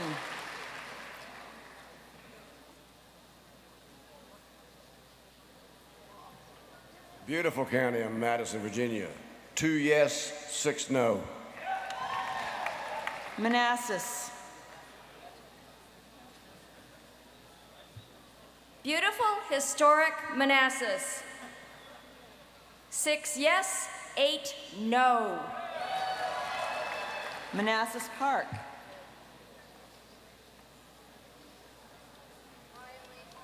Manassas Park.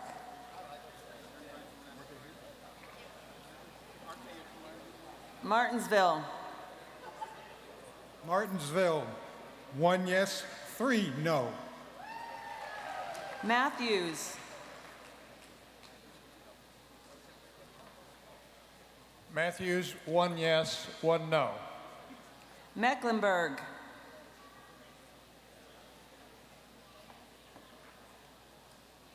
Mecklenburg County, 4 yes, 5 no. Middlesex. Middlesex County, 0 yes, 4 no. Montgomery. Montgomery County, home of Virginia Polytechnic Institute and State University, votes 1 yes, 10 no. Nelson.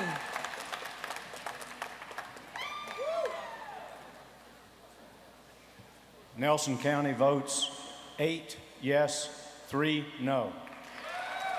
New Kent. New Kent County, 7 no and 9 yes. I got the reverse. 9 yeas and 7 no's. Okay. Newport News. Newport News, 9 yes, 4 no. Norfolk. City of Norfolk, 9 yes, 4 no. Northampton. Northampton County, 2 yes, 1 no. Northumberland. Northumberland, 1 yes, 0 no. Nottoway. Nottoway County, 3 yes, 0 no.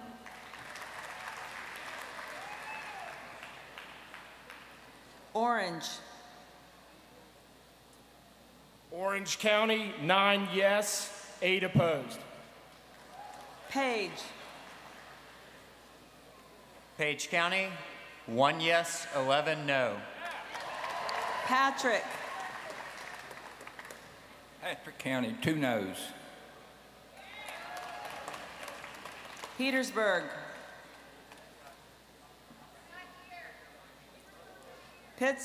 Pennsylvania. Pennsylvania County, the largest county in Virginia, size-wise. Vote of the following: yeas 6, noes 0. Hakkasan.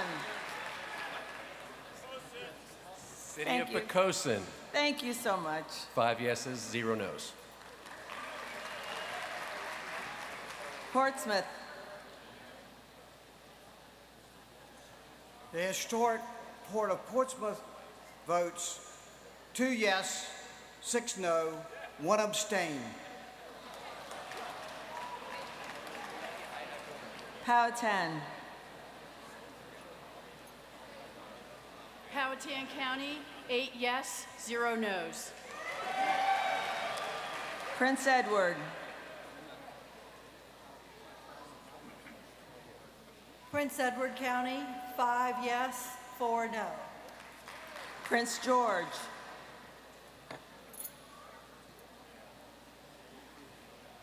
Prince George County, 3 yes, 2 no. Prince William. Prince William County, 40 yes, 43 no. Pulaski. Pulaski. Pulaski County, 3 yes, 5 no. Radford. The city of Radford votes unanimously, 2 yes, 0 no. Rappahannock.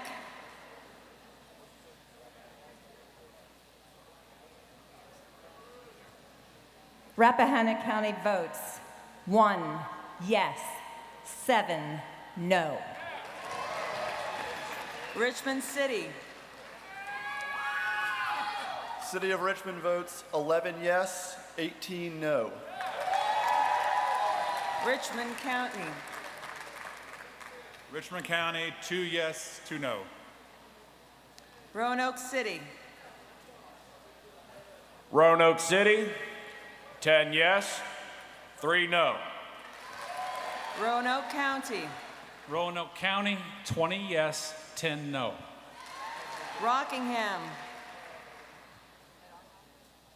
Rockingham County, 26 yes, 23 no. Russell. Russell County, 3 yea, 2 nay. Salem. City of Salem, 5 yes, 0 no. Scott. Scott County. Shenandoah. Shenandoah County in the beautiful Valley of Virginia, 14 yes, 12 no. Smith. Smith County, 2 yes, 0 no. Spotsylvania. The great historical county of Spotsylvania votes 9 yes, 26 no. Stafford. Stafford County, 20 yes, 9 no. Stanton. City of Stanton, 4 yes, 0 no. Suffolk. Okay.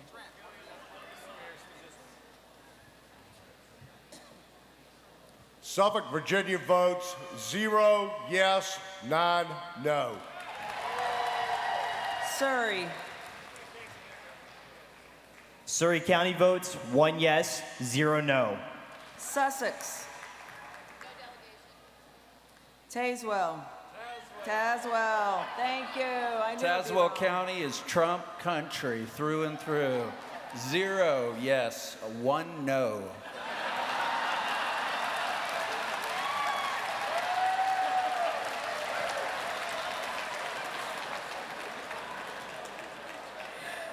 Virginia Beach. Virginia Beach, sorry. Virginia Beach, 4 yes, 55 no.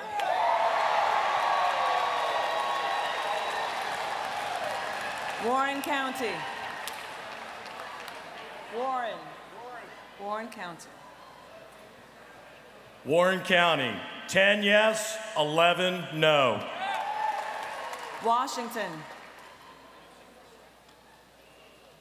Washington County, 6 yes, 0 no.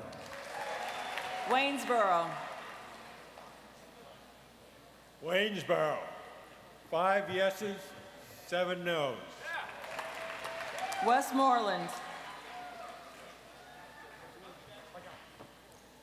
Westmoreland County, 0 yes, 7 no. Williamsburg.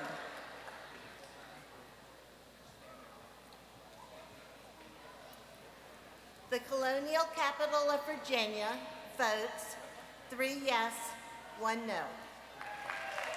Winchester. City of Winchester, 1 yes, 6 no. Wise and City of Norton. Wise County and the City of Norton, 0 yes, 1 no. Wythe County. I've been there. Wythe County, 0 yes, 2 no. York County. York County, 1 yes, 10 no.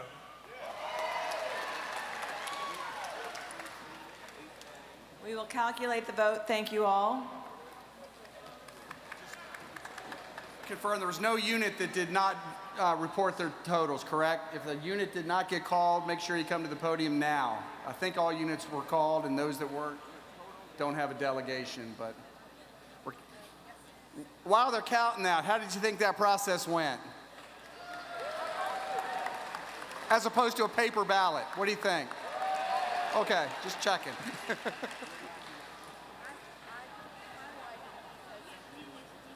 Completed the tabulation of the vote on the recommended slate.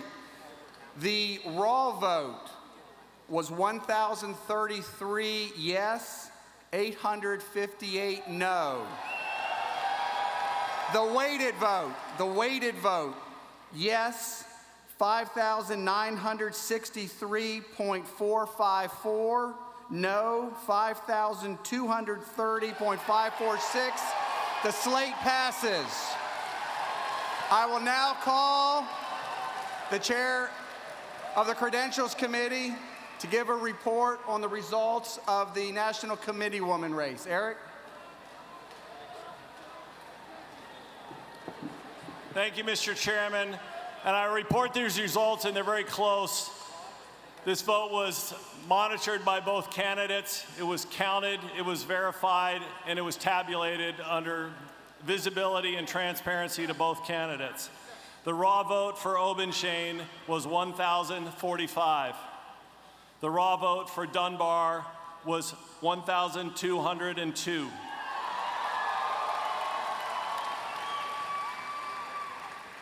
The weighted vote for Obenshain was 5,543.47. The weighted vote for Dunbar was 5,678.53.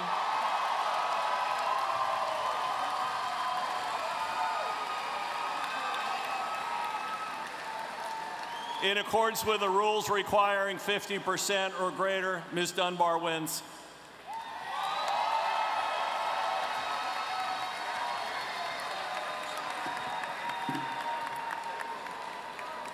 Thank you all. The business of this convention now concluded. The convention is adjourned. Thank you very much for your support and your patience as we work through this, and have a safe trip home. And again, let's be ready to beat Hillary in November. Leon Benjamin with the delegate for the city of Richmond, Virginia. What happened here today, again, we believe that Virginia should represent the voice of the people. And I think that it could have went another way. Truly, the people voted for Trump came in first, Kasich came in second, Cruz came in third. And so to truly represent the voice of the people, the delegates that should have left from Richmond should represent that proportion. Did that happen today?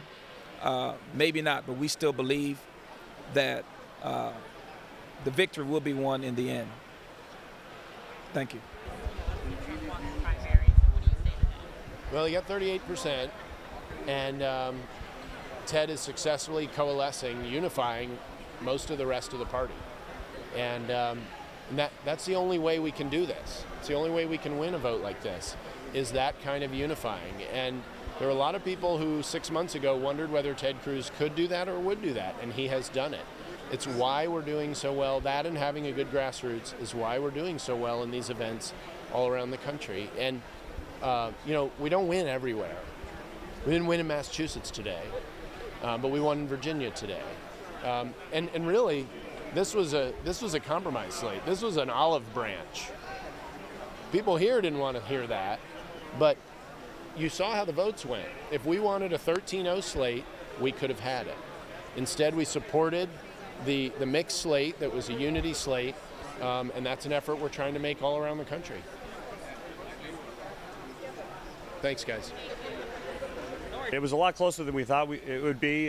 Frankly, you know, the Cruz campaign we always thought was a lot more organized, but clearly it was a very narrow vote. And at the end of the day, the delegates, and let me say that again. At the end of the day, Trump is going to win this in the first ballot. So the selection of the delegates really is kind of a moot point, really.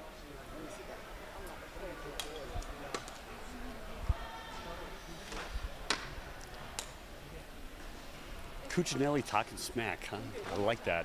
I'm on his radar screen. Oh, there we go. All right. So what was your reaction to today's? Well, the Trump campaign is very, very happy. We did not think it would be that close. Obviously, we were very well organized. It was a very closely contest with the selection of the delegates. And at the end of the day, the Trump campaign are going to wrap up this nomination probably on Tuesday in Indiana. And if not, then a little bit later on. But we thought it was a good show, and we did a lot better than we expected. Be announcing sometime between now and November, but my first focus is to get Donald Trump elected President of the United States, and I don't want to get in the way of that most important effort.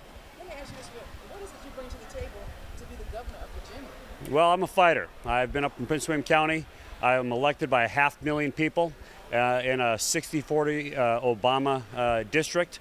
You know, I've led on illegal immigration. I've led the nation's toughest crackdown on illegal immigration. I was the first to eliminate concealed carry, handgun carry permit fees. I'm a very strong fighter. I never back down. And if people are looking for a strong conservative who's going to take on the establishment, I'm the guy. So, do you feel confident that Trump is going to the White House? Trump is going to win the nomination, and he's going to win in November. He's just carrying, millions of people who have never been involved in the Republican process are just coming from the Democratic side. A lot of blue-collar workers, a lot of people are concerned about the direction of the country, and Trump is bringing them in, and that's why we're going to beat Hillary Clinton this November. And so is there anything you want to change in Virginia when you become governor? Well, yes, I do. I mean, for one thing, this party process of selecting the delegates this way, in a way that's not proportional to the way the people voted, that we've got to do away with that. It's a rotten structure. It needs to be torn down and rebuilt. I noticed that your name was actually on the slate for delegates for the nomination delegates at large. For that was for the Trump slate. Okay. Yeah. But what happened? Well, what happened was we couldn't defeat the establishment's slate that was put together, and we narrowly, we almost beat it, but that's okay because the establishment thinks they won a battle today, and honestly, what it really shows is that they're very, very weak and they're going down.